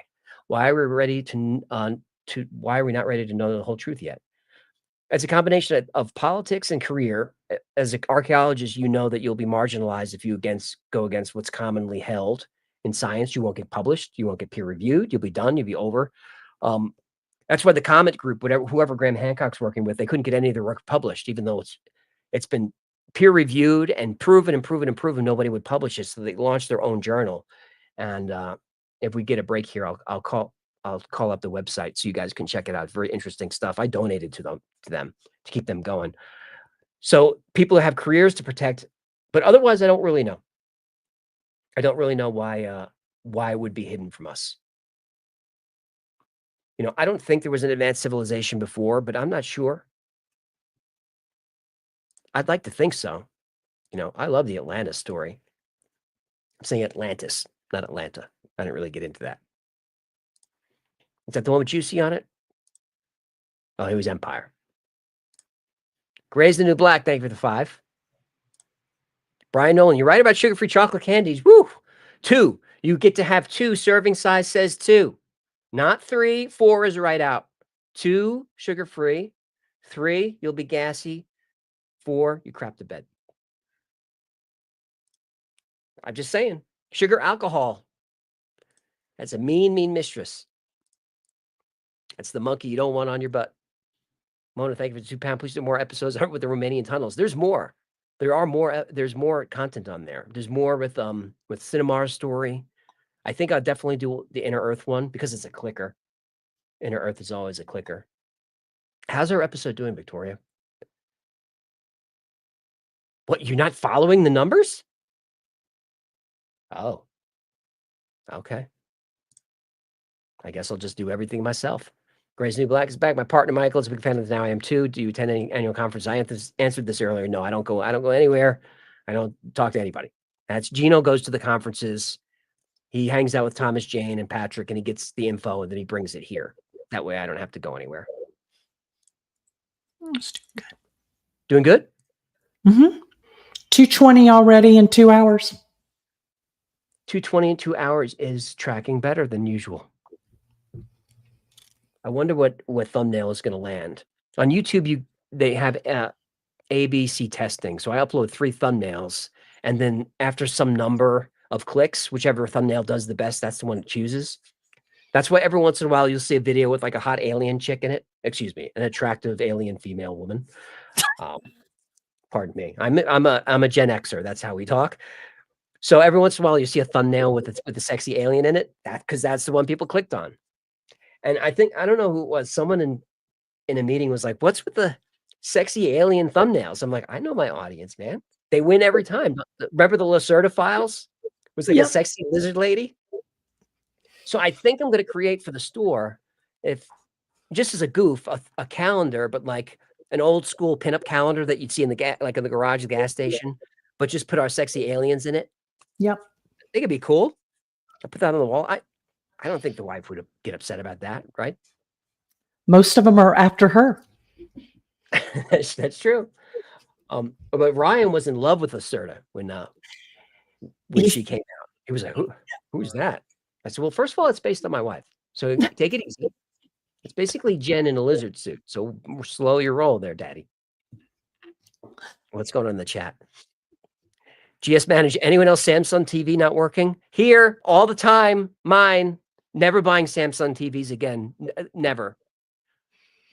I bought an 88-incher for the office. There are some episodes where the board behind me, that's a TV. That's not the board. The last few months, it's the board because the Samsung TV worked for 3 weeks and it died. 88-inch TV dead. I don't know what's going on with that. I think Haley's working on it. No, we fixed I it. have one here. It works fine. It's constantly turning off. It constantly wants to update my preferences. I just want to watch TV. I don't want smart TVs. I want stupid TVs. I will decide. I decide. Apple TV, HDMI into it. I decide. But Samsung is playing me stuff. It wants me to watch Samsung TV. So no, Samsung, unsub, downvote. I got a $300 one, 70-inch at ONN. I don't never even heard of it, and it works great. Give me Vizio all day long for cheap. Take Vizio all day long. The Samsung the 88 looked great for the 3 weeks that it just died. Which was a problem because the Wi-Fi set was disassembled at that point. Because we're in transition moving to the big stage. The green screen stage. So the Wi-Fi set was disassembled. I went to go shoot last minute, of course, middle of the night, of course, and the TV wouldn't turn on. So now I'm crawling around there. I'm an old man. It's the middle of the night. I'm on no sleep. I'm crawling around in the dirt. If you guys saw where I'm shooting now, you'd be like, that's what big YouTubers shoot in places like that? It's like a dirty apartment. And you would be right to judge me. That's where I'm shooting now. It's too skinny to walk through. So you walk through and then you bang the camera, and now it's all out of whack. So that night I tore everything apart, every light, every fixture, and rebuilt the whole board and everything from scratch. It took me hours and hours, and we just barely made the deadline. But I ended up shooting at 4 a.m. or something like that. Mm-hmm. For Samsung's fault. Oh, okay. Now things are making sense. All Yeesh. right. I just had a little rant is all. No big deal. Oh, there's Jen with $20. Thank you for the super chat. There's Pelagic 6 for $50. You know what that means?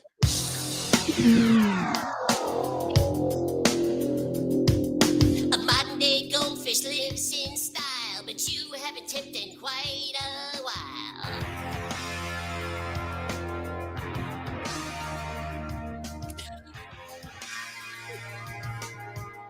My money is all spent. You haven't tipped a cent. I gotta pay my rent, or I'll be living in a tent in Portland. Why would it be that the latest and previous interstellar objects have highly eccentric retrograde orbits, the same theoretical orbit as Planet X, Planet 9, aka Nibiru? Very good question. This object does not have a very eccentric orbit. It's actually quite circular. Oumuamua is strange because it came in from high on the planet of the ecliptic. You guys know what that is? I'll set it up just in case. In the solar system, you've got the sun and the planets, right? And the planets are all we're basically on a big dish. So you think that gravity pulls from all directions. You'd think that the planets would be scattered all around in different orbits, but they're not. We all kind of go the same way. You know, Uranus is a little weird. Uranus is weird. You know, Uranus is it's gassy and cold, and Uranus has stuff around it. But for the most part, we're just on a flat plane. And then in the galaxies, the same way. The galaxies are laid out in our spiral, basically on a flat plane. So you've got all these flat planes, and Oumuamua comes in from the top. That's very unusual.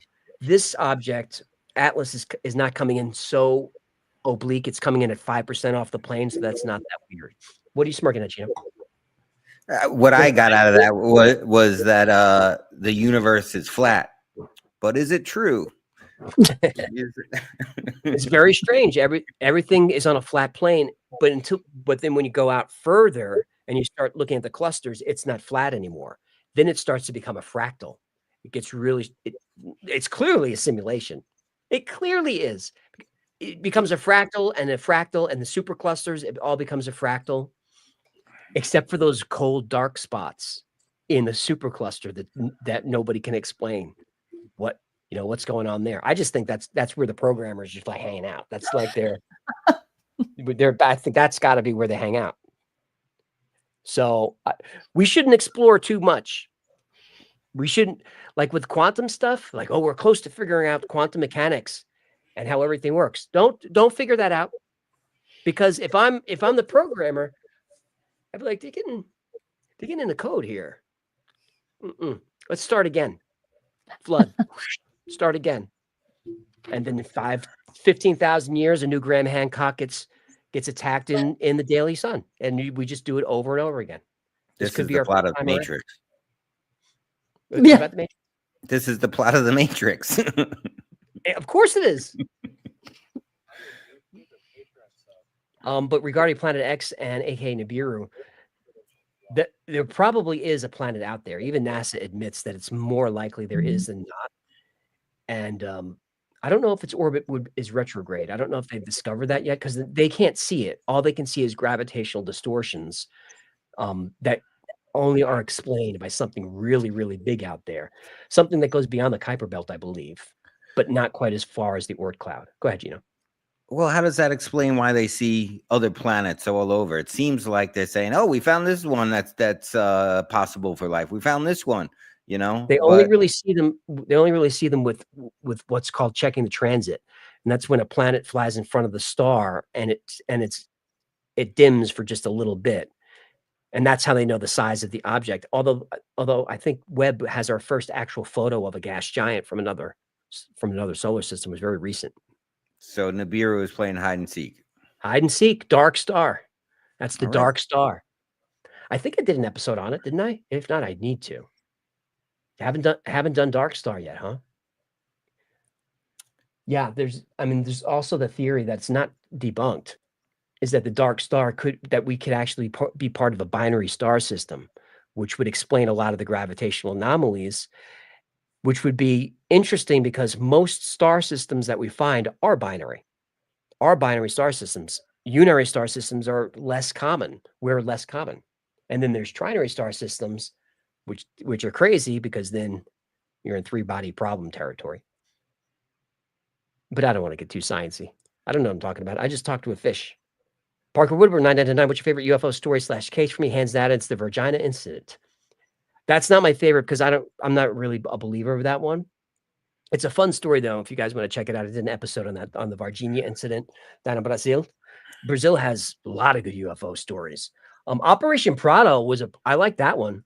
That one I didn't see covered very much. It will now be. Now it will be. But I didn't see that one covered very much. That one absolutely happened. That one absolutely happened.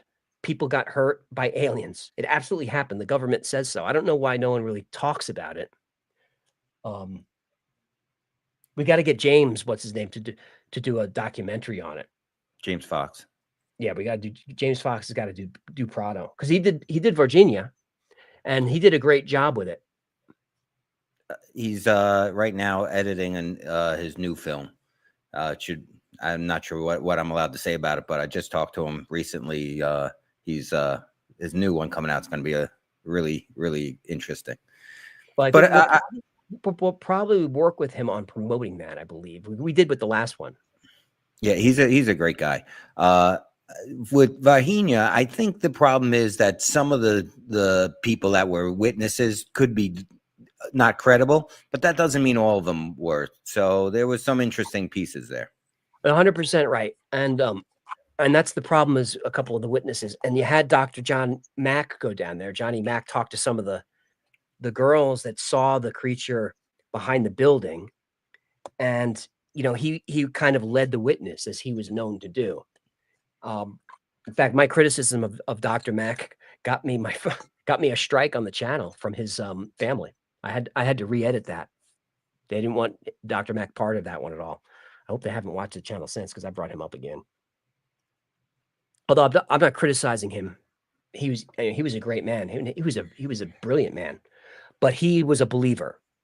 He was a Linda Moulton Howe. He was one of those. He goes in believing it, so he's helping them. He was a brilliant psychiatrist, an award-winning writer. So he was very compassionate about abductees. He was very compassionate about abductees. So he's going down there, and people are in trauma. He did the same thing in Zimbabwe with that UFO incident. Kids are in trauma, so he wants to help them. But in that process of telling them it's okay with what you saw, you're kind of telling them you saw something. When Zimbabwe probably didn't happen. Virginia maybe did. I don't know if I believe them, like Gino said, because of the witnesses, but something was there. I'm just reading the private chat there. Oh, yes. I think that's about ninjas and butterflies. I was talking about Joshua. I talked to him from the show. So if we ever want to do some kind of crossover, it's available, I think. I don't think Sam Tripoli was just on their show. I don't know if it was once or twice, but man, it was great. I keep catching it in all the clips, and just like you said earlier, Sam's wacky and out there, but he is entertaining and worth listening to. And you get the side of the story that everyone wants to hear anyway. Yeah, Sam never goes, but is it true? Right. No, Sam goes, it's true. It's definitely true. He's convinced. It's definitely true. And then he goes, and then somehow Pizzagate is involved. And you got to tell him, stop talking about Pizzagate. But it happened. I know it happened. You can't talk about it. I know it happened. But I'll tell you, someone once on one of the early After Files asked each one of us what our favorite conspiracy theory was, and mine was the soul recycler. That's the moon, and we wound up doing an episode on it. That came directly from a conversation me and Sam had just a week prior, because that's the one that we were talking about. That's a good one. That's the reptilian race living on the moon, have an operation there on the dark side that we can't see, and they pull our soul energy during our reincarnation process as a means of sustenance. And they keep us trapped in this cycle of reincarnation just to feed them. And it's interesting that there are other alien stories that talk about something similar to that our bodies are containers, and that we just have that amnesia once we're born. Sure. And that could be explained by children who have these repressed memories of past lives. And because of that story particularly, I am training myself that when I see the light, to turn the other way, to try and go to the cosmos instead of go to the light. Don't be fooled by seeing your loved ones. And it's a trap. That's a lizard person dressed like Dad. I just want to have the option. I want to look what's behind me instead of going to the light. I got to give myself at least some sort of option. Yeah. You think Dad's winking, but he's blinking sideways. I don't trust you, Pop. Go back to the light. I'm good.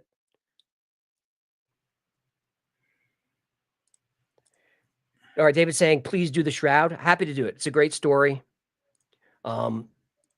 I think I'm tough enough now to take all the aggressive hate messages I'll get from hardcore Catholics. I can take it. Nick B saying, we just need to raise the taxes and government will make the asteroids avoid hitting Earth. LOL, just kidding. Taxes are theft. Now, this is an idea I can get behind. Taxes are theft. Still no movement on the audit, huh? IRS? Okay. We had an election, suddenly that audit went away. Interesting. Miss Wilson never did like Jonah. I have one more reason to dislike the asshat. I did watch your interview. You were great. Talk about a backhanded compliment. But I appreciate that. Joe's not everyone's cup of tea. I get it. I just like with Sean, I only watch the episodes with Joe with people that I know and I'm interested in, and usually just the clips. But if he has Graham Hancock and Randall Carlson on, I'm in for all of it. You know, guys like that, I'm in for all of it. But I can't remember the last full episode I've watched of his. Maybe Corsetti's I watch. I think Jimmy might have been on there again recently. But I just I like Jimmy. If you guys don't know, Bright Insight is a great channel, covers all the stuff that we do, goes deep dives in Atlantis, Göbekli Tepe, covers it way deeper than we do. He's a friend and a fan of the channel. He's a good dude. He's a retired combat vet. He's everything that I like. And something just this week that he put out on his X account was some petroglyphs that were from Hawaii. And I was up in Utah, and me and Patrick from Vetted saw the same exact thing. We have like video and pictures, and it was like a synchronicity that he put it out on one day, and we were looking at the same thing in a whole different part of the world. Right, we're talking about the man. The man, yeah. All right, I'll just bring this up for folks. I hear you. This is the kind of stuff we're talking about. The Hawaii's petroglyphs. And you see the same stuff in Utah. You see the same stuff in the Middle East. Same stuff. Native legends had these same ones. Star people. It's all the same stuff. And it's obvious to see what they're considering humans and what they're not. What is it, dummy? What is it? He thinks I'm talking to him. That's it. Because I don't really talk to anybody. Even Jen comes in, but this is my room where I watch TV and drink. I don't really talk to her either. If I'm in here, this is me time. So he thinks I'm talking to him because that's the only person that's the only thing I talk to in here is that one cat. All right. So How do I arrange it? There we go. Biz Knowledge wants to know what the 7-book series you were talking about. I pulled that up for you. That's Radu Cinemar's books. I don't think I linked to them in the bottom of the episode. I probably should have for affiliate codes, although I'm sure you can get them for free. So Transylvanian Sunrise, that's the one that tonight's episode was based on. This series of books, which I think was 5 of them, maybe 7. But this is the one I want to do next. Is the Inside the Earth, the second tunnel. And there's Mystery to Egypt was the first tunnel. I don't know what Forgotten Genesis is, but I'm intrigued by it. Let's find out. Let's see if there's an episode in here. Forgotten Genesis delves into ancient history in a way that no book has done before, explaining and illustrating changes in DNA that have taken place over millennia, now how mankind has evolved into what it is today. Some of the hot spots of human history, which have either remained unknown or have only been considered by mythological positions, including Atlantis, Troy, Shambhala, and Hyperborea. The diversity and accuracy of the explanations presented are clear and conclusive. Are they, though? Combining pure esoteric knowledge with certain scientific elements, particular emphasis is placed upon the existence and manifestation of interdimensional chasms or portals at the intersections between the physical plane and etheric plane. I think we got a link. We got an episode right there. You know, I get so excited when the stories, the wackier stories that you know, we talk about get chosen. And it's like having a Wi-Fi's bingo card, you know. What's you get excited when it's one of yours? Yeah, well, yeah, of course. I mean, I love the science. If it's Peter Moon, it's bunk. If it's Peter Moon produces it, it's bunk. Can he sue me for that? It might be entertaining, though. It would be entertaining. He can't. Bunk still means fun. Look, Gaia is bunk, but whenever I'm doing a story, I go right there. I'm a paid member of Gaia. I pay $1 bill. I pay $10 a month for those, and I watch them. And there's always good stuff on there.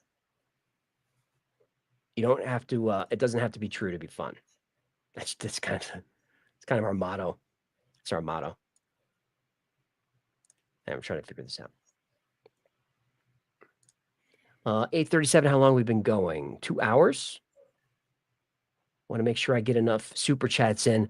We'll do last call for super chats. I try to do them all. I have 110 to go, so I'm not going to. So if you want me to shout out and read your super chat, don't do it. Save your money. I mean, if you super chat, you're helping the channel, and thank you for that. But I don't want people get upset when, like, hey, I sent a 99 cents and you didn't read it. I apologize if it was number 150 and I didn't get to it. I tried to. More $5. There needs to be a Hecklefish symbol. There, yeah. If you become a member on the channel, you get a Hecklefish icon. And Mischief gifting more memberships.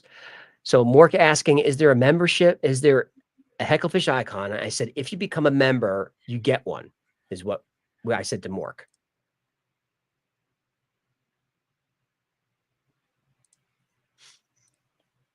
Honky Tonk for 5 with a muscle selfie. I love it. My boys and I love the show. My wife even likes it. Oh, got the plushie for my 10-year-old birthday. He loves it. Keep up the good work.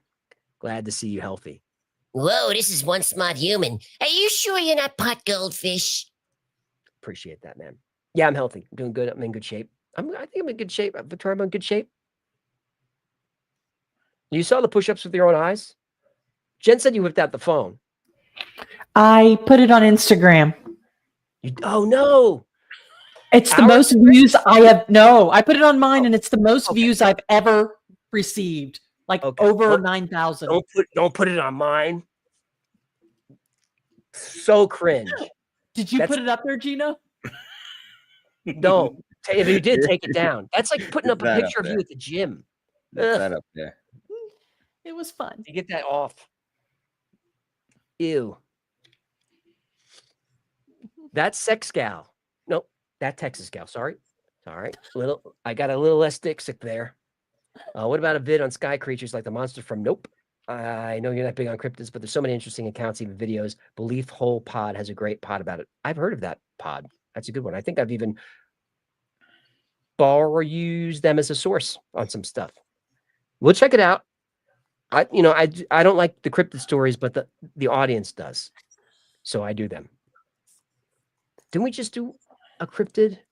Yeah. Yes. Australia. Oh, that's right. The bunyips and stuff. That one did it do that well? Yes, it did. Okay. Drat. I think Apophis will do well because it's end of the earth and stuff. People like when I destroy things. They do. People ask me this all the time, Blamon. Please do an episode on the real Men in Black. It needs to be more specific because there's so many men in black. There's not like a Men in Black department at the DOD. They don't have that. But the CIA has guys. AOSI has guys. The DOD has guys. DHS has guys. And there are agencies we don't know of that have guys that go out and do things.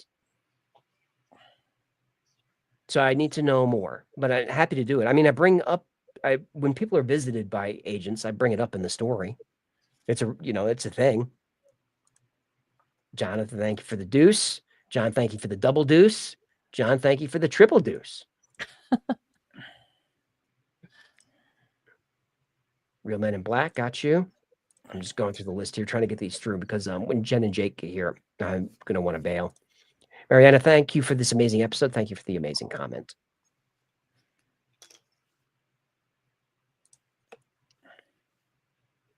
I do have a Men in Black story for us, by the way. Maybe that sheep will share 007. I'm a goldfish. In a steel bowl I swim. I wanted a tip. I wanted a tip. Hey, virtual brother from another mother. Glad you look well. Keep up the great work. Continue to take care take the care you need for both you and your family. Will do, Sheeple. Thank you for the generous donation. Really helps out. Patrick, the anti-Catholic, saying a comment that I could have predicted. Abraham's God demands favors and child sacrifice. Wake up. I mean, he's not wrong. He's not wrong. No. I don't know if that's a positive attitude generally, but Cain and Abel is the thing, right? That's maybe it's just a story, maybe not. I remember a lot of it was just God testing him just to see if he would do it. Like he's got the knife out, and then God's like, no. I just wanted to see if you would do it. I didn't really want you to do it. He's like, I'm totally ready to do it. He's like, no. It was just, I just wanted to see if you would do it.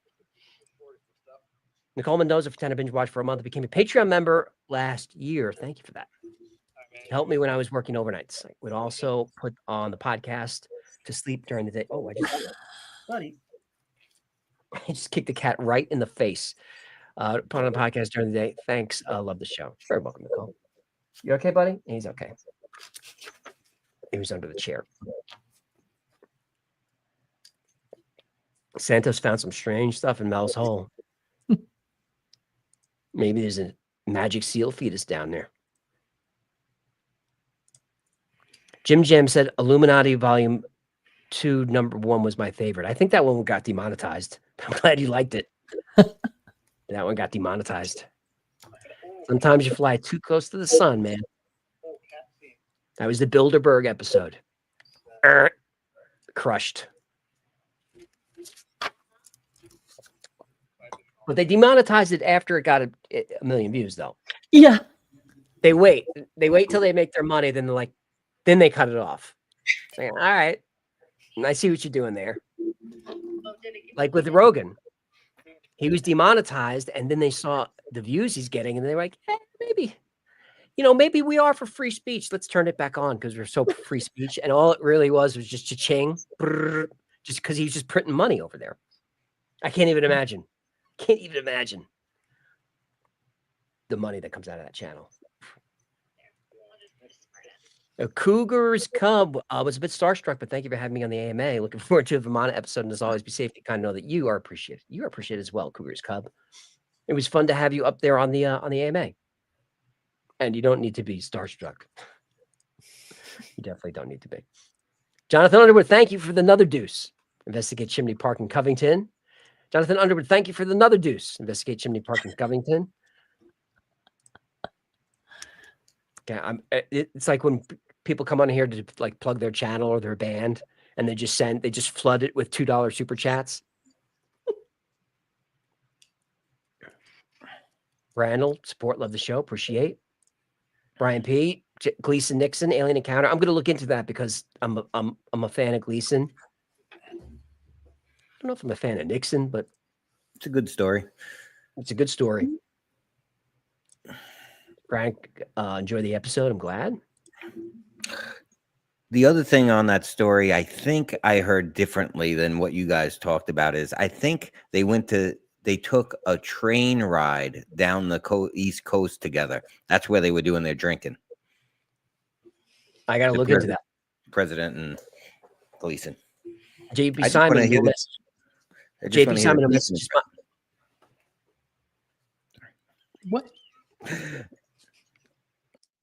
JP Simon, no message, just monetary support. Appreciate that. That's the right way to do it. There we go. I just had to wrangle you. You just got wrangled. You just got corralled. How does it make you feel? Santos for 10 in 2023. I wasn't watching, but night shift, I wouldn't be listening as I was working, bro.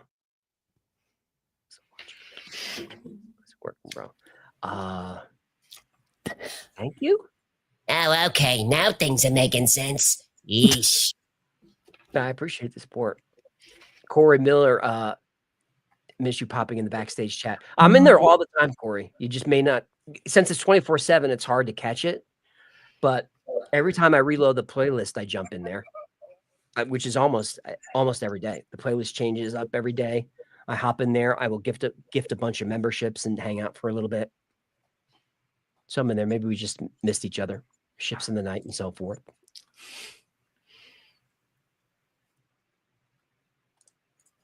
Angry Outer Reacts was surprised to see you promoted on Amazon. As am I. We're not supposed to be on Amazon. We're not supposed to be on Amazon. We will be soon because I'm getting back into syndication, but we're going to do it ourselves. If you guys remember, we were syndicated for a while on Vudu and Roku and Amazon and Hulu and all of it, everything that ends in "oo." We worked for a while, but I didn't like the company we were working with, so they didn't pay us the ton of money that we made for them. So I pulled the deal, but people still repost our shows. I mean, we have a second IMDb now because someone just posted it, with the wrong stuff. So if you see us on Amazon now, it's not official. But enjoy the stories. Ninja Backhand apologizing for my Canadian currency. I'm just hearing you say I'm sorry. I'm sorry. You, sir, have single-handedly opened my mind to a line of thinking that has enhanced my personal world perspective. Thank you for your work. That's very nice of you to say, Ninja. I appreciate the support. And I don't mind the Canadian currency. Dollar's strong right now. I don't know what the exchange rate is. I'm out of that loop. There are currencies I don't even know what they mean. Gino knows what this is. What is that, Gino? What? I think that's Anunnaki. 1600 Anunnaki coins. Oh, sorry, I can't even. I don't know what currency they used on the Nibiru, but we got 1600 of those. Iraq vet here. 100% found something funky in Baghdad. More dives on ancient tech discoveries, please. We'll do. A lot of stuff in Baghdad was definitely the museum was definitely looted by Spec Ops. It definitely was. They left all kinds of valuables there and took some weird things. And I talked about it a little bit. I even forget what episode it was, but I did link to it this week about the cylinder seals is one of the things that they took. But these stories, conspiracy or not, always lead back to the Bushes. They always lead back to the same names. Whether you're talking about Baghdad or Epstein, it always leads back to the Bushes. What? I don't monetize this. I don't monetize the stream. So, so it doesn't matter. We can talk Epstein here if we want to. I mean, I did for 20 minutes at the beginning. If you guys want to hear some Epstein stuff, I threw out the dots connected. That he's intelligence, bagman, money man, bagman. Bad. Have you guys heard that? Have you heard that before recently? There's people covering it now on YouTube. Okay, but not really before. No, like within the week. Mm-hmm. I mean, I covered it before, but I rarely give credit for that. Robo Homo, no judgment, is now a good time to revisit Project Bluebeam. I've already done 2 on it, but if there's more, I'll do it. All right, more Anunnaki currency. Hi from so those are hi from Japan. Love the stories. Hate the striped versions. He plans on ripping into the Illuminati even harder. I don't really like the striped ones either. But we're not gonna be doing too many of those. That was just a 6-month thing to just get more podcast content out there, because the striped ones are just meant really to be listened to. So we don't. But we put a lot of effort into the videos. They're still fun to watch. The only difference is they're just a little darker, a little more serious. There's no hecklefish. But we're mostly going to stick to just the standard format now. We did the content. We did the experiment. The experiment worked. I don't know where we are in the YouTube podcast charts, but I believe we're number 6 this week. Right? I think we're number 6. I think so. I mean, I hope so, because I taunted Sean Ryan's producer and said we're 2 ahead of you. I hope I'm right. I said, "You guys doing okay down there? Your numbers softening? How are you guys doing? You all right?" You're so bad. I didn't say that to him, but I do talk to him because he's a big fan of the channel. And if you look into his numbers, oh my god, Sean Ryan gets Rogan numbers on this platform. Mm-hmm. He really does. It's a Elvis, great thank you for the super sticker. Oh. All right, what's going on in the non-paid chat? Chris Hudson likes the striped episodes. Lots of great content. I'm glad you do. I put just as much effort into those. Mm-hmm. Stoner number 1 in our hearts. Appreciate that. You know, if I think I bet we cracked the Spotify chart this week, because we're 102 and we've been slowly creeping up. We're 102 on Spotify. But at one point we were number 16 on Spotify. You're up there. But what's interesting is when we were 16, we may have even been top 10. We were getting about 50,000, 60,000 downloads a day, which is good for a podcast. Now we're getting 80,000 and we can't crack the top 200, top 150 at 80,000. There was one week where we were getting 110, 112,000 downloads a day. Still couldn't crack it. Still couldn't crack it. So we're about 102 on Spotify and about 200 on Apple. But I think we're on the Spotify trending charts and have been for a while, which is fun. I just wanted to get a deal out of it. And we might have one. Jonathan Underwood is back. Episode about Chimney Park in Covington. Victoria, do me a favor, write down Chimney Park in Covington. Let's find out what he's talking about. I mean, because let's find out. Still made $2. I mean, this time he ever went for 20. He threw a sawbuck in the till. So there must be something down there. Darryl Sutter's favorite cow. Is everybody's favorite cow. Best channel ever. Appreciate that. CERN is cool. The Zepto universe. Cool. Looking at that. There's Wookie. Hey, GF. I love the show. Girlfriend, I love the show. Her, not as much without Hecklefish. I know the striped episodes. Got some stickers and go Hecklefish. Love them. Thanks for what you do. You're very welcome. Stop laughing, Victoria. It's just what he said. Love the show. Keep it coming. Lizard people rule. Sorry, no.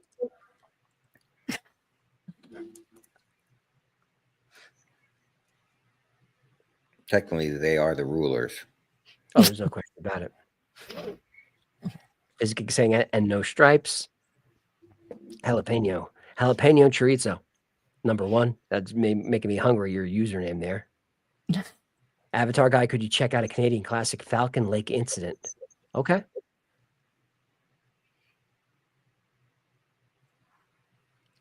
Oh, Stoner, you got some crazy chats in there. I mean, the chat gets wild. Everyone's just kind of talking amongst themselves, which is fine. Ron says, love the channel, got sick, had to cut back on everything. What's the best way to join again? Patreon, YouTube? Yeah, I'm not broke. Stay healthy out there. Gee, it dents the budget. Shaking my head. Patreon. Do Patreon, Ron. If you had to pick one. We keep most of that money. They still take a chunk. But we keep more of it than YouTube lets us keep. Plus, you get more perks. A Patreon member, you get all kinds of perks.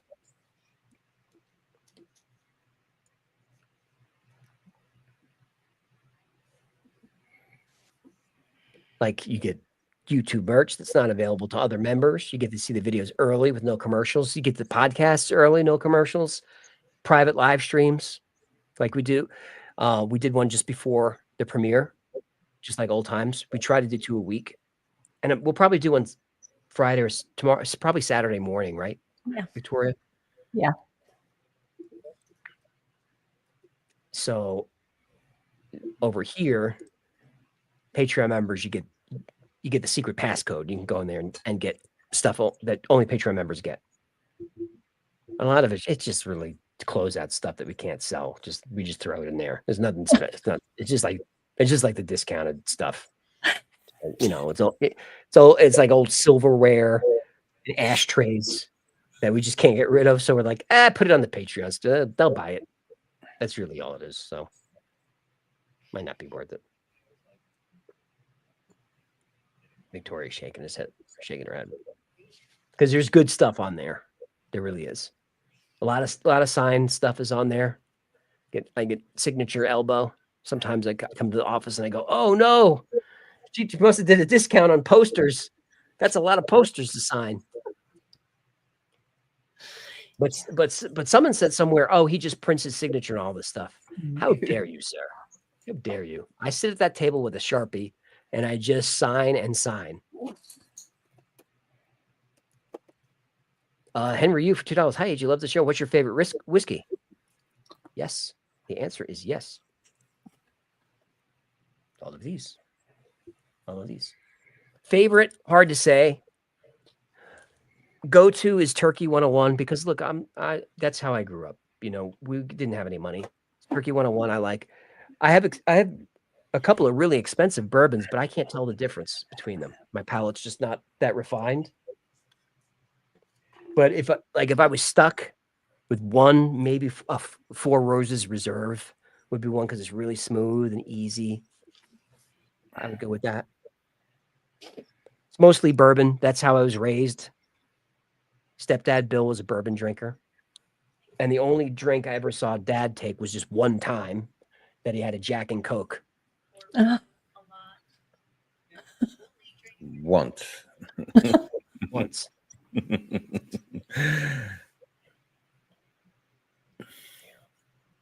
Josh Ruby, if I had a Vader someday later, now he's just a small fry. Such a good song. There's a question for Victoria. When will the new challenge coins be out? It depends on how fast you sign the 500. They're waiting for you at the office. When? I was at the office yesterday. We just got them in today, and my daughter numbered them for us. Okay. How many? 500. Okay. I'll do it.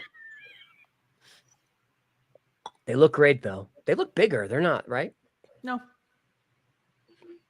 They look great. Did Rob design these? Yeah. We should hire that guy. Vegas Brent, spreading the love. Stephen Tatum, thank you for the $10. Yeah, I've seen probably 100 memberships or more gifted over 24/7, trying to get specific people memberships that never hit. I've done the same thing. You know, like I'll do 5 and 5 and 5, trying to get it to hit the right person, but I can never get it to land. I keep throwing bricks. I can't seem to drill it. Sandy, congratulations on 5 million. You always provide information, humor, and truth in your episodes. Thank you and the team for the great content. You're very welcome. I appreciate the tip.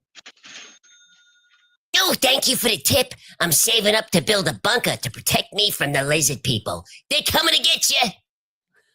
Richie, one nice guy. You have all the good videos you do, like you always saw. Oh, good videos. Totally agree. Totally agree. Marcus Leonard, pretend that love your channel. Never thought I'd find quality channel with the same logical mindset and bring when listening to all these very interesting topics. Thanks, Marcus. Very nice of you. All right, Gina, Victoria, I'm going to let you guys sit or go. I'll burn through a couple of super chats, and we'll go to about 9:30 or so, 9:30, 9:40. Make it a 3-hour deal. So please hold your super chats unless you're just being kind. Appreciate it. Appreciate it. Gino with the good info.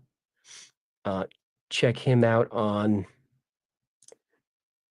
Vetted. I'm looking for the link. I don't have it. I'm not prepared. This live stream is so unprofessional. Really, what are you even doing? For Camerstone, you with the NAB guys would be amazing. NAB like the National Association of Broadcasters. I love that show. Yeah, Gino wants to explain who that is. Oh, Ninja and Butterflies. Ninja and Butterfly. All right, there you go. True After Dark. Cha-ching! I appreciate the tip, human. Time to hit the tables, baby. I came for the shenanigans, but stayed for the hecklefish. This human knows what's up. Sheeple, thank you for spreading the love. David C., thank you for the 5. Odd Marcus here with your real name. I rarely catch an After Files live. Can't wait for the Family Jewels Part 2 for 100. Yeah, there's a lot of stuff in the Family Jewels. If you didn't see that episode, that's the CIA document dump that happened a few years ago. Yeah, it's almost 700 pages of shady stuff, crimes, assassinations. They just quietly just dropped it on the website in the reading room and thought no one would notice. When of course everybody noticed. So they called it internally the Family Jewels because there's so much stuff in there. So yeah, I only did maybe 2, maybe 3 stories. It's 700 pages. It's full of stuff. Side note, everyone F's up my last name, but we pronounce it Cook. I was gonna take a go at it. I was gonna go with Koch, but I'm like, if I get it wrong, it'll annoy him because everyone does that. Jericho says, probably hostile is how I describe most post-Chipotle flatulence. No hate on Chipotle, I guess. I love me a taco bowl. Chris V. Bacon is in a camp simulation theory. It's the Doomsday Machine from Star Trek. I hope not. Hungry Wendigo. Yes, Vimana episode is coming. It is on the list. I know I say it's coming a lot, and sometimes that means it's number 115 on the list. People ask me, you're running out of topics. No, absolutely not. But Vimanas is actually on the list, high on the list, because I'm fascinated by them. And a lot of the old Indian legends, fascinated by them. The nuclear war that's mentioned in the Mahabharata, fascinated by that stuff. I think we covered that. I'm not sure. Wyatt for 20. Personally, I think if this asteroid is genuinely alien, they're no different than us, looking for life and planning on opening up communication to settle the big question: are we alone due to similar life tech evolution?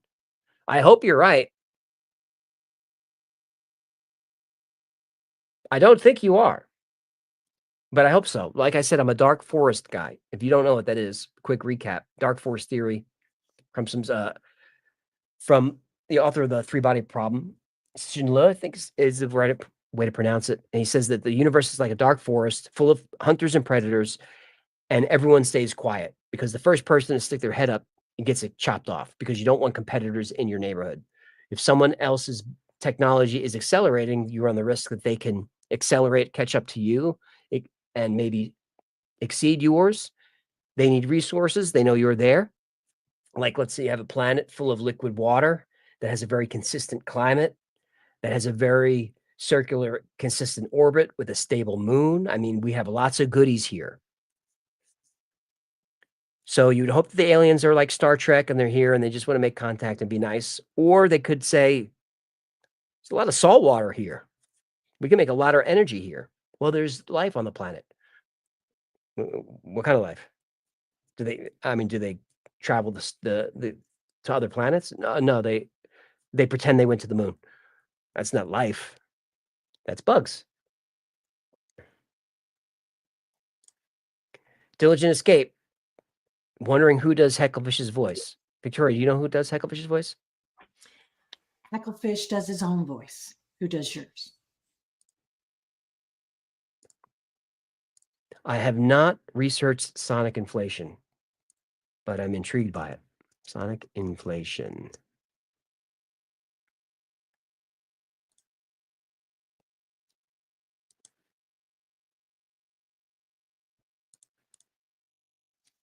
Sonic inflation can refer to two distinct topics: a musical track, it's probably not what you mean, or and a meme about an economic concept. The meme originated from a post on Reddit. Oh boy, here we go. The meme refers to a fictional economic concept, which means what? It's real, often linked to the idea of a controversial, uncensored topic. Oh, here we go. The meme suggests that the elite are hiding their economic mismanagement through the concept of sonic inflation. It's often associated with terms like the Foodasonic Inflation Rule 34, which likely references a specific online community's interpretation of the meme. The meme also humorously points to the idea that the Federal Unemployment Tax Association, FUTA, has created a new law about it. I don't know if this is a Y-Files topic, but I'm interested in this. Plenty of people on Reddit are. I believe that's the hedgehog. I'm going to go down a rabbit hole. Which I sometimes do on the After Files when someone recommends something interesting. I realize suddenly that I've been reading for like 90 seconds straight without saying anything because it's such an interesting topic. So I'm going to look into that.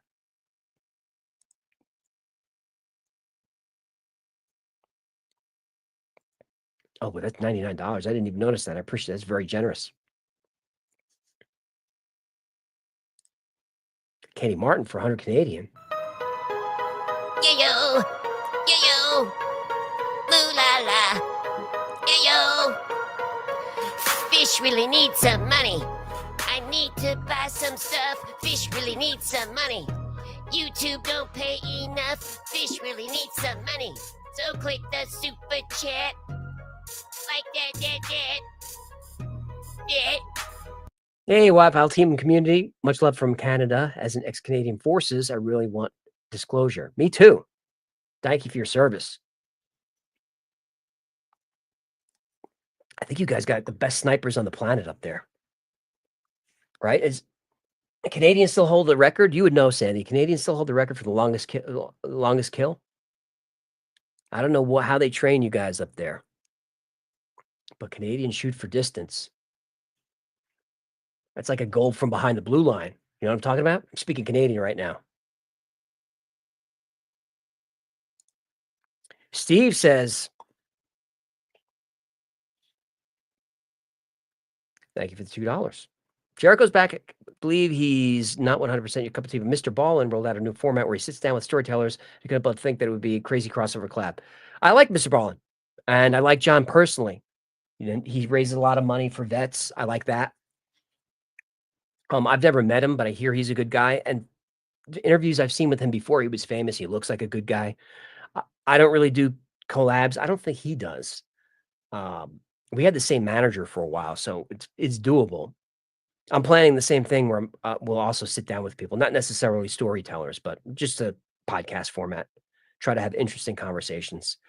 But like I said, I haven't been invited. If John invites me, I would go.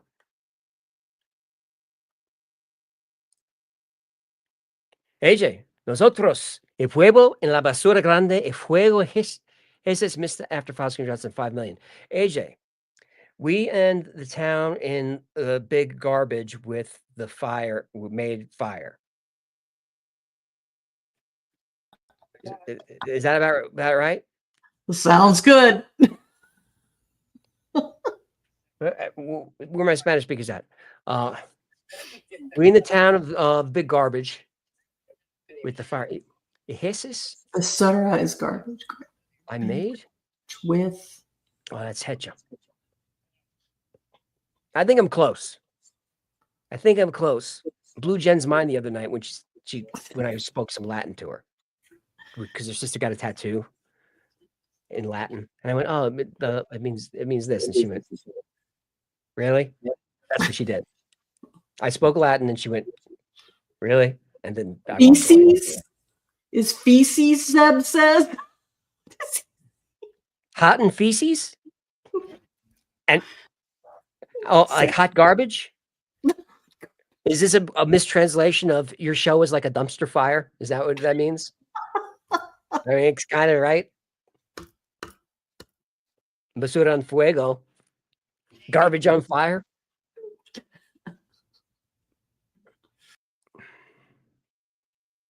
To the Spanish speakers, perdón. Please excuse. Mallory, hello from Tim and Mallory. Hello, Tim and Mallory. I'm assuming you're Mallory. Hi, Tim.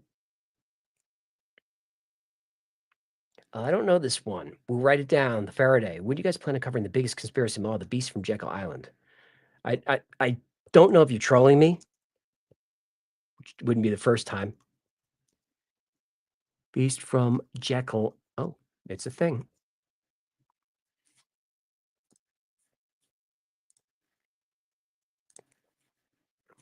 It's a thing. The Creature from Jekyll Island. This is a classic expose of the Fed. Has become one of the best-selling books in the category. All right, hang on. From the Fed. Oh, the Federal Reserve. Oops. It's not.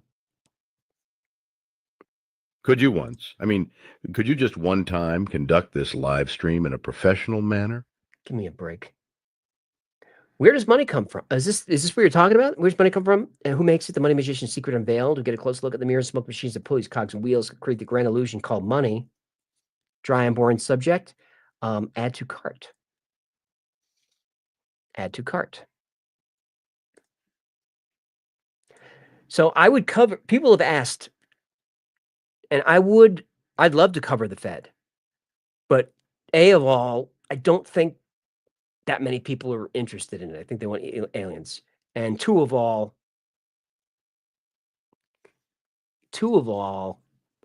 see that face?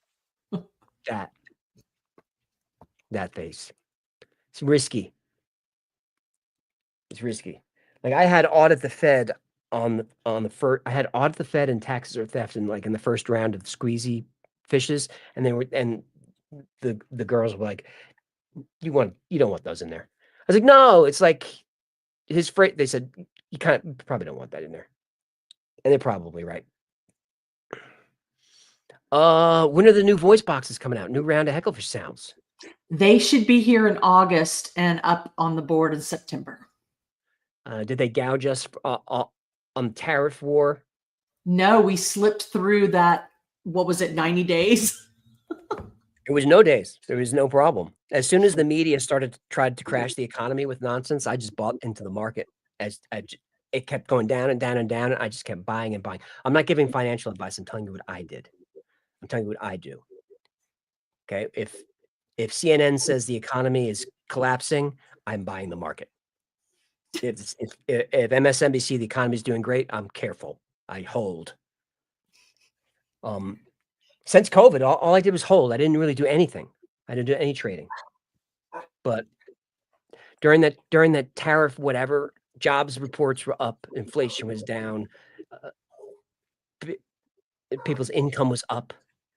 The wealth gap closed. Nobody reported on it. So, but all they reported was the trade war, tariff war is going to cause a recession. And I was just like buying in. I'm just telling you what I did because I don't trust the media. Jeremy, that's Old Testament, not New. I know. And the New Testament is it's a lot softer. It's the soft core. Old Testament is the fire and the brimstone and the murders. What's going on, boys?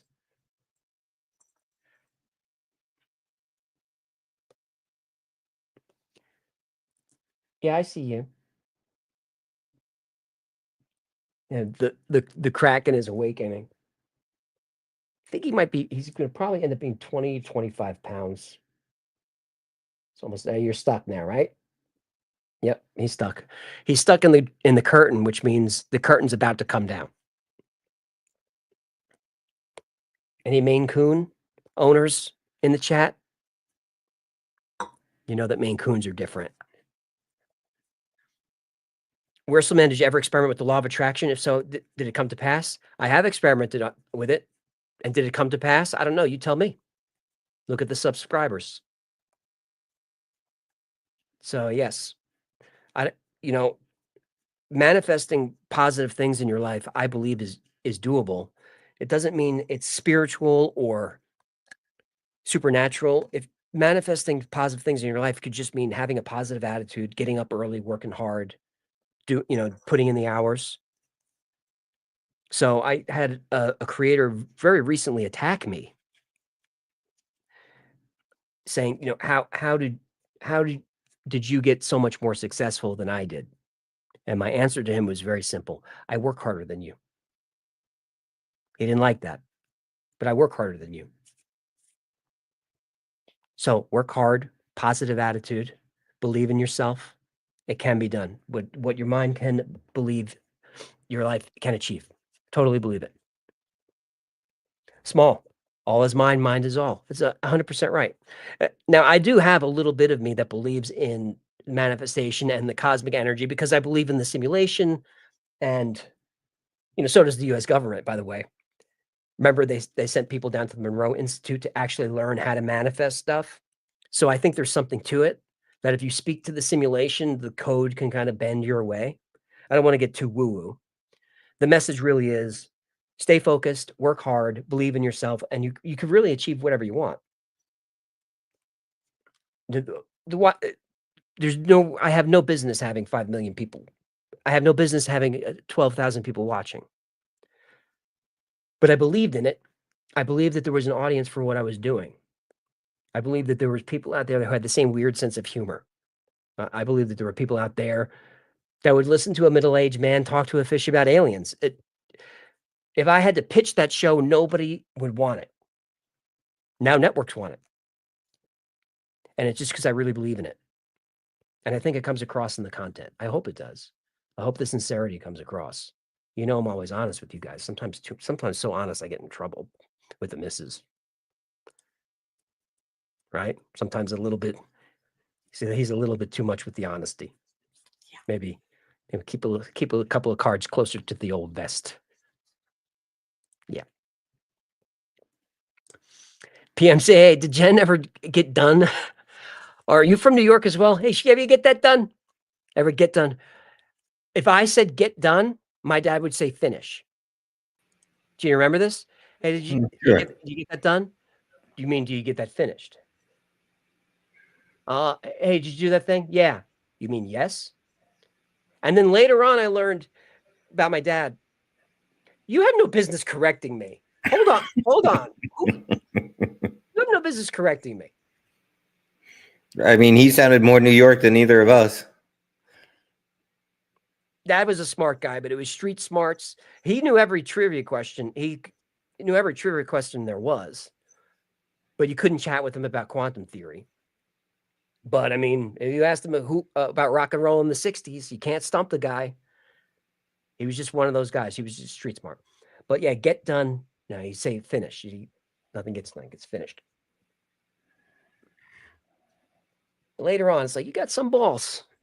You got some balls correcting me. He was helping you for the future. He was. He's been dead a few years.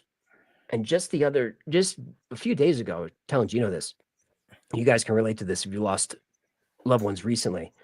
I had a dream about him that it wasn't that stressful. It was just, there was a small crisis in the dream, nothing major. And I woke up saying, oh, I got to check in with Dad.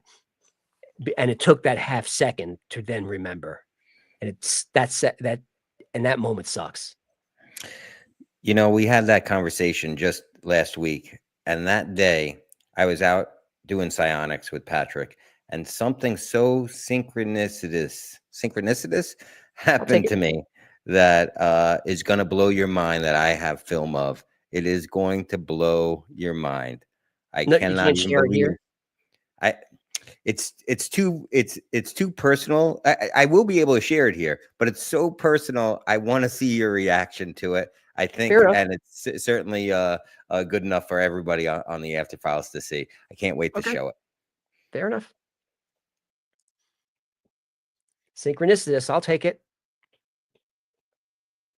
Did she ever get done crocheting that huge throw that looked like it could cover the neighborhood? Good seeing you all again. We call that the ham blanket because on the camera it just looked like she was crocheting just mounds of ham.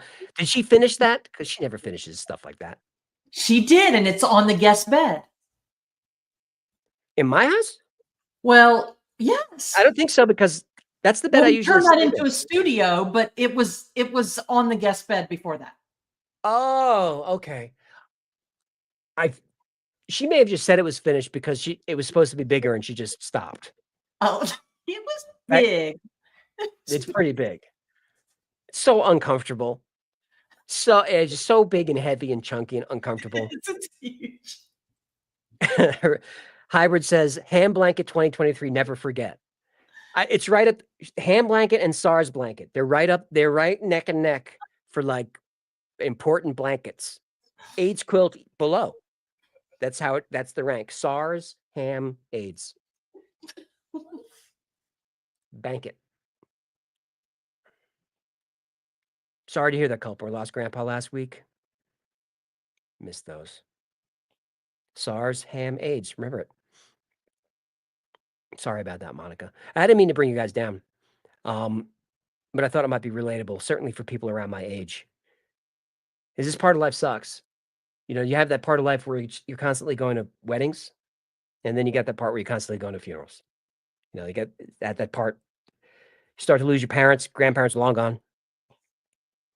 And then from here or on the back nine. So live it up, kids. Which you won't. They never do. You tell them to make the most of it. They never do.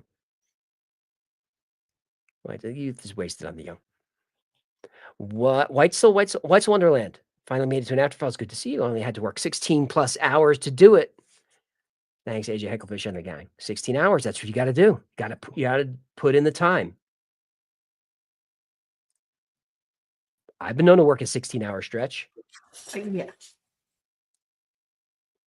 I've been known to do a 30,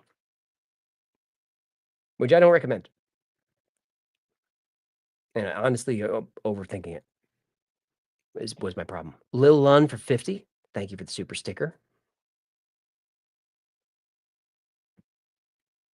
All right, 17 minutes. Sherry McDonald, a very good question. How often you clean a Hecklefish's bowl? I hardly ever do that. Kind of do it. He kind of takes care of it himself. Like, this is vodka in there, so it's not. It stays clear. So it's really more like topping off is what you do to the bowl. Belvedere. And you can't mix anything but Belvedere. You throw like absolute in there, you can't even get away with it. Stoli, you can't do it. Chad and Lexi on the north side, obsessed, and now we watch every day, even when we've seen it already. Your hard work and dedication doesn't go unnoticed. We love it. Thank you so much, guys. Check out the 24/7 stream over on Backstage.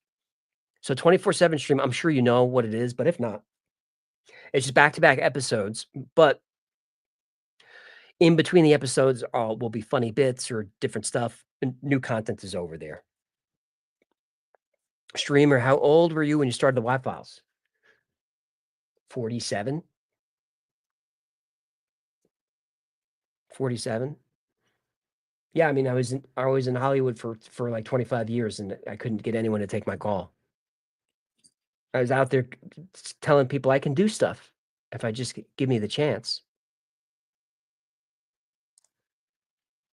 Some dreams just don't work out. Mischief, thank you for dropping the link in the chat to the stream. After this thing closes, if you hang out, this will redirect you to the stream. You'll get a notification if you want to go check it out. And maybe I'll even pop over there if I can do that. Cousin Matt making a video about a secret town in Utah. It's inspired by you and the channel to make. Thank you so much for sending me this membership. That could have been anybody. So many people gifted memberships. You guys are great. Yeah, I mean, don't super chat, but if you want to spread the love, gift some memberships. And don't worry about if you're gifted a membership, you're not going to get charged or anything. I think at the end of the month, it just goes away unless you re-up, which you don't have to do. But once you become a member, you get the code of the month, which I think we're putting up tonight. I'm literally doing it right this second. See? Doing it this second. So I think that Morgan usually steps out and gives the code. She looks like she's focused. Would Zuck's underground bunker win versus Tsunami? I think so. I think so. If the Tsunami's coming, I would want to be Zuck's friend. But I don't think he's having me as a friend. I don't think he's a fan. Hey, my dad and I love your channel. I love that. Any shot you can give Sean and Violet a shout out. Well, there you go. Hey, Sean. Hey, Violet. I love when families are watching. I prefer when it's like adults and their older parents watching. I don't really like the kids watch. So many kids watch this channel. And so many people tell me that they get together with like their 11-year-old and watch with their whole family. Warms my heart. But I wouldn't let an 11-year-old watch any of this stuff. I think we're PG-13 or 13 plus. But we get pictures all the time from a 7-year-old. I sign stuff all the time for little kids. The Guppies are my favorite. I see Paul is dropping some more memberships. Great. Guppies are my favorite, but some of our stuff I think is a little too heavy. Mischief, my kids love the channel. It's some dark stuff. But you know your kids. If they can handle it, they can handle it. I think my mom would have let us watch this maybe past age 10 or so. I mean, she took us to see Stripes when it came out. So mom was cool. Is that funny? That's awesome.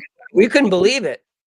I mean, because there's like boobs in that. It was great. And I was old enough to know I'm not old enough to be here. Right. Which was super fun. Like I was old enough to know I should not be here. It was so much fun. And it went on forever. I thought the movie was over, but then they got the Winnebago going. And it was just more. Yeah, I mean, divorces have upsides because they try to win you over. What? What's going on with you? That's so they have true. upsides. Sometimes there's a bonus.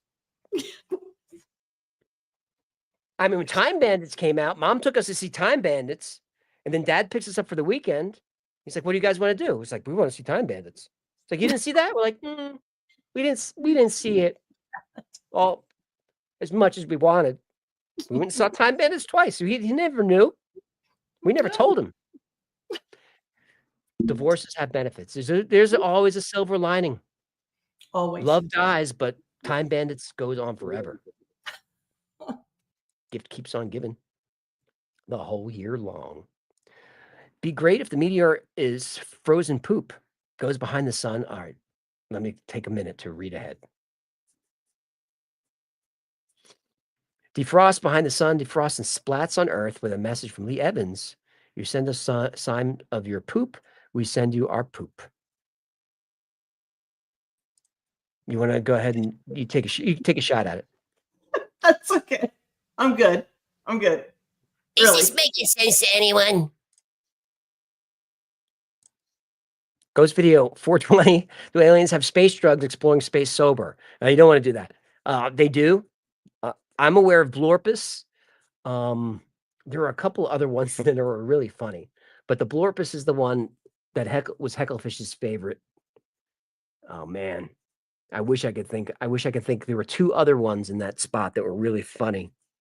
Drugs, but yeah, the aliens. They went by Uranus, and they left some Blorpus seeds for Hecklefish, and he's been growing Blorpus ever since.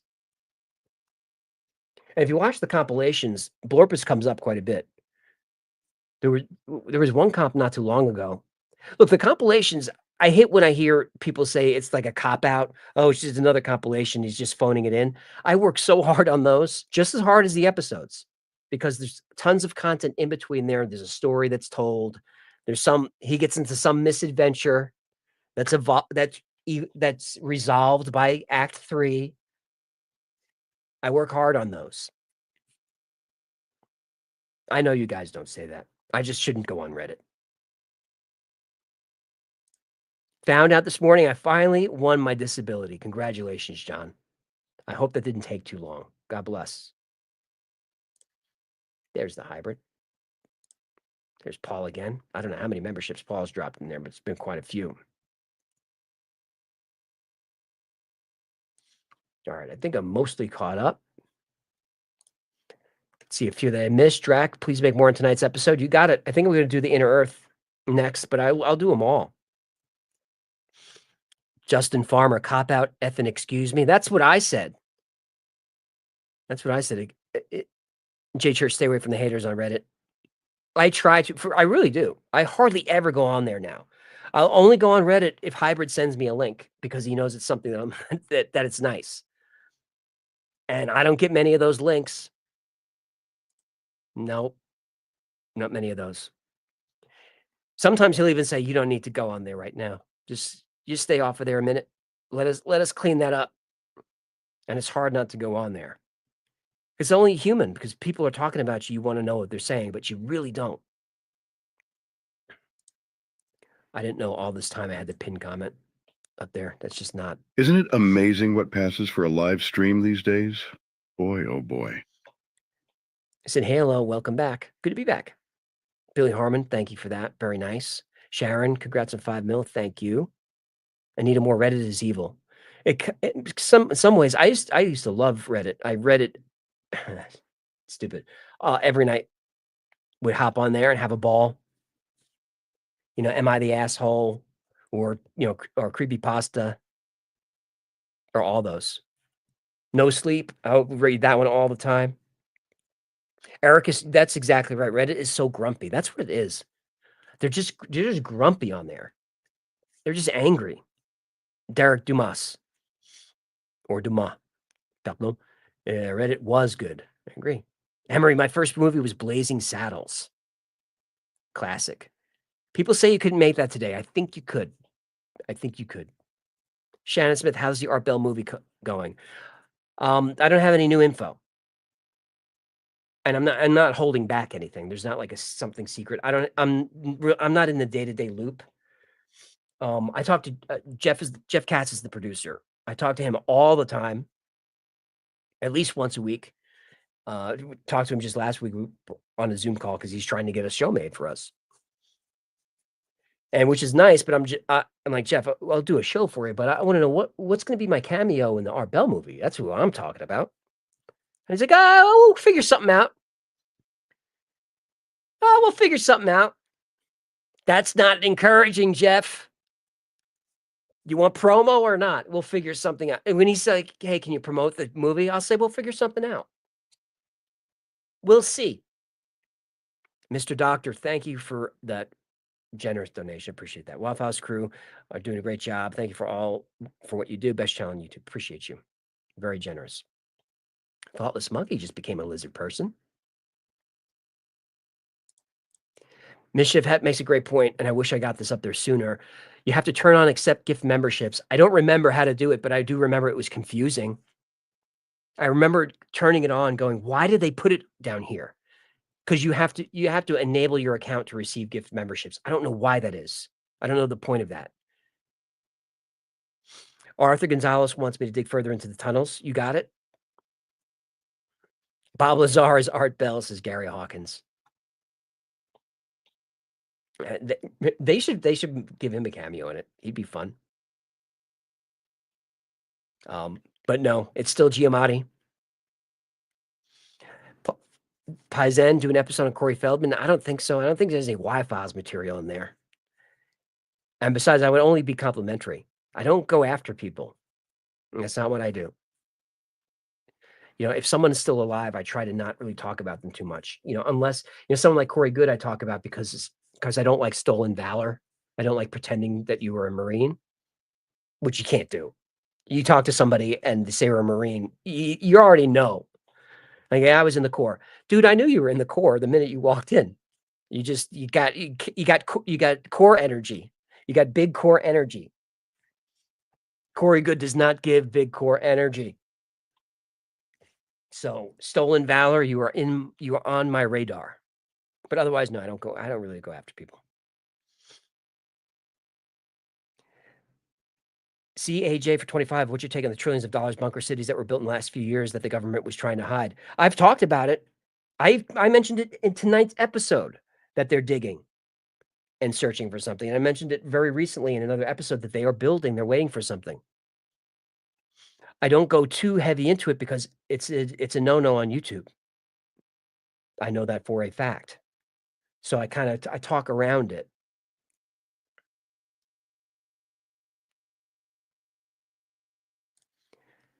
This is a tough one. Expats of Azeroth. Be interesting episode about the truth beyond methylene blue, ivermectin, and the claims about treating cancer and other diseases. YouTube would never let me get into that. Ivermectin is controversial now. It wasn't before. That's all politics and Rogan and media and all nonsense. Ivermectin is, that's all the horse dewormer crap. Ivermectin is required medication for foreign service, has been for years, but it became controversial and politicized, so I don't talk about it. Because, who wants to hear that? You can hear politics everywhere else. Nick C, Navy SEAL energy is better. But what do I know? Marines are alpha too. Navy SEAL energy, that's different. That's a different kind of crazy. I was just talking to my YouTube rep about that today because we're talking about Sean Ryan, who was a SEAL. I think he was SEAL Team 2. SEAL 2, I think he was SEAL Team 2 out of Little Creek. You Navy guys would know. But SEAL Team 2 is, I think, is East Coast deploy. But SEAL is a special kind of crazy because those aren't Navy guys. To go through Hell Week, to go through Buds, that takes a special kind of crazy. Nobody can do that. You can't do it. In my day, I could have done Ranger School. I could have got through Ranger School. I was in shape and had the stamina to do it, but I could never do Buds. I couldn't do Hell Week. 5-6 hours sleep for 4, 5, 6 days, constantly wet, constantly cold, being barked at, dragging things around. Couldn't do it. So I know I know and have known a few SEALs, and they're great people, but there's something a little off in a good way. We need those guys. Not to mention SEAL Team 6. But let's not discount Force Recon, Delta, and some of the groups that we officially don't talk about. Force Recon, Delta, Team 6. I don't think anything about SEAL Team 6 is ever disclosed. I think they're always dark. I'm just checking on the chat. My son says the Navy SEALs are crazy, but some of the most genuine guys you'll meet. That's been my experience. My ex's brother was a SEAL. We went to had a ball at his graduation party. So there was a bunch of SEALs there from his class, and they definitely were crazy, hardcore, but just so sweet and real. And they really believe in what they're doing, like really real patriots. Because it's like, dude, why did you do that? He said, I had to do it. I had to be a SEAL. Like it's like you need me on that wall. He was like that. He was great.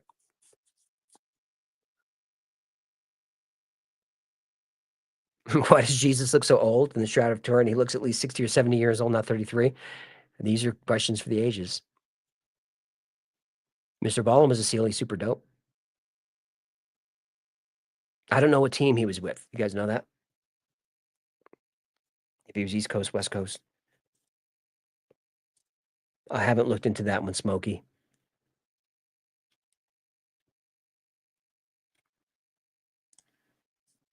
Joshua, hope to see you in chat with Paul's Wallace.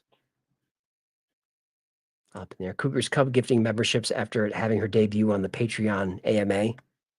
Very nervous, but she did a great job.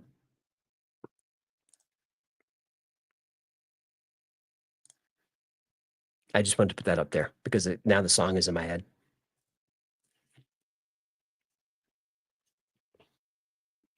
Alec, how old is Hecklefish? Well, he lies, so I don't know. I would guess late 50s. He says mid 40s. But he lies about so many things. Vanessa's dad is Canadian Navy. Nice. Canada is different now. People forget during World War II, like Canadian Navy during that time might have been third biggest in the world, fourth, third, like huge. The Canadian Navy was so big they had their own beach on D-Day. Did you guys know that? Canada had a huge navy back then, but post-war they don't really need it, and fought heroically. Bradley Fisk, Jamadi is Art Bell. Is that true? That is true. I don't see it. But Giamatti can do anything. I just, I don't know if he has the voice for it, but who really does that?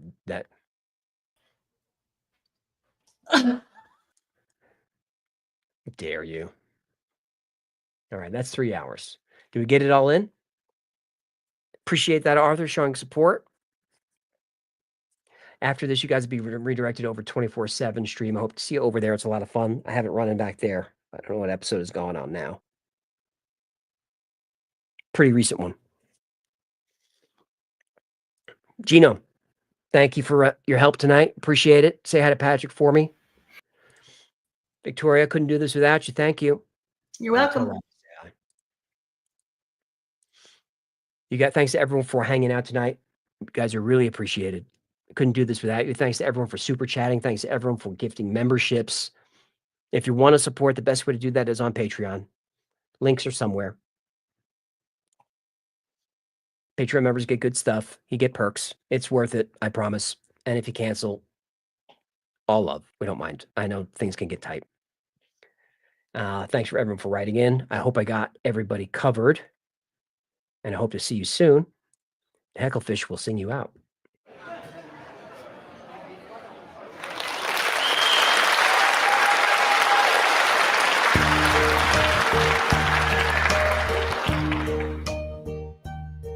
And now the end is near, and so I face the final curtain. My friend, I'll say it clear. I'll state my case, of which I'm certain. I've lived a life that's full. I swam down each and every highway, and more, much more than this. I did it my way. I've loved, I've laughed and cried. I've had my fill, my share of losing. And now, as tears subside, I find it all, it's all so amusing to think I did all that, and may I say, not in a shy way. Oh no, not me. I did it my way. For what is a fish? What has he got? If not himself, then he has not to say the things he truly feels, and not the words of one who kneels. Our record shows I took the blows.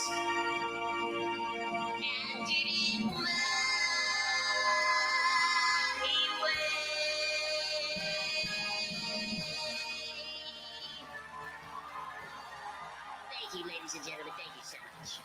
Let's hear it for the Wild Files House Band. You guys sounded great tonight.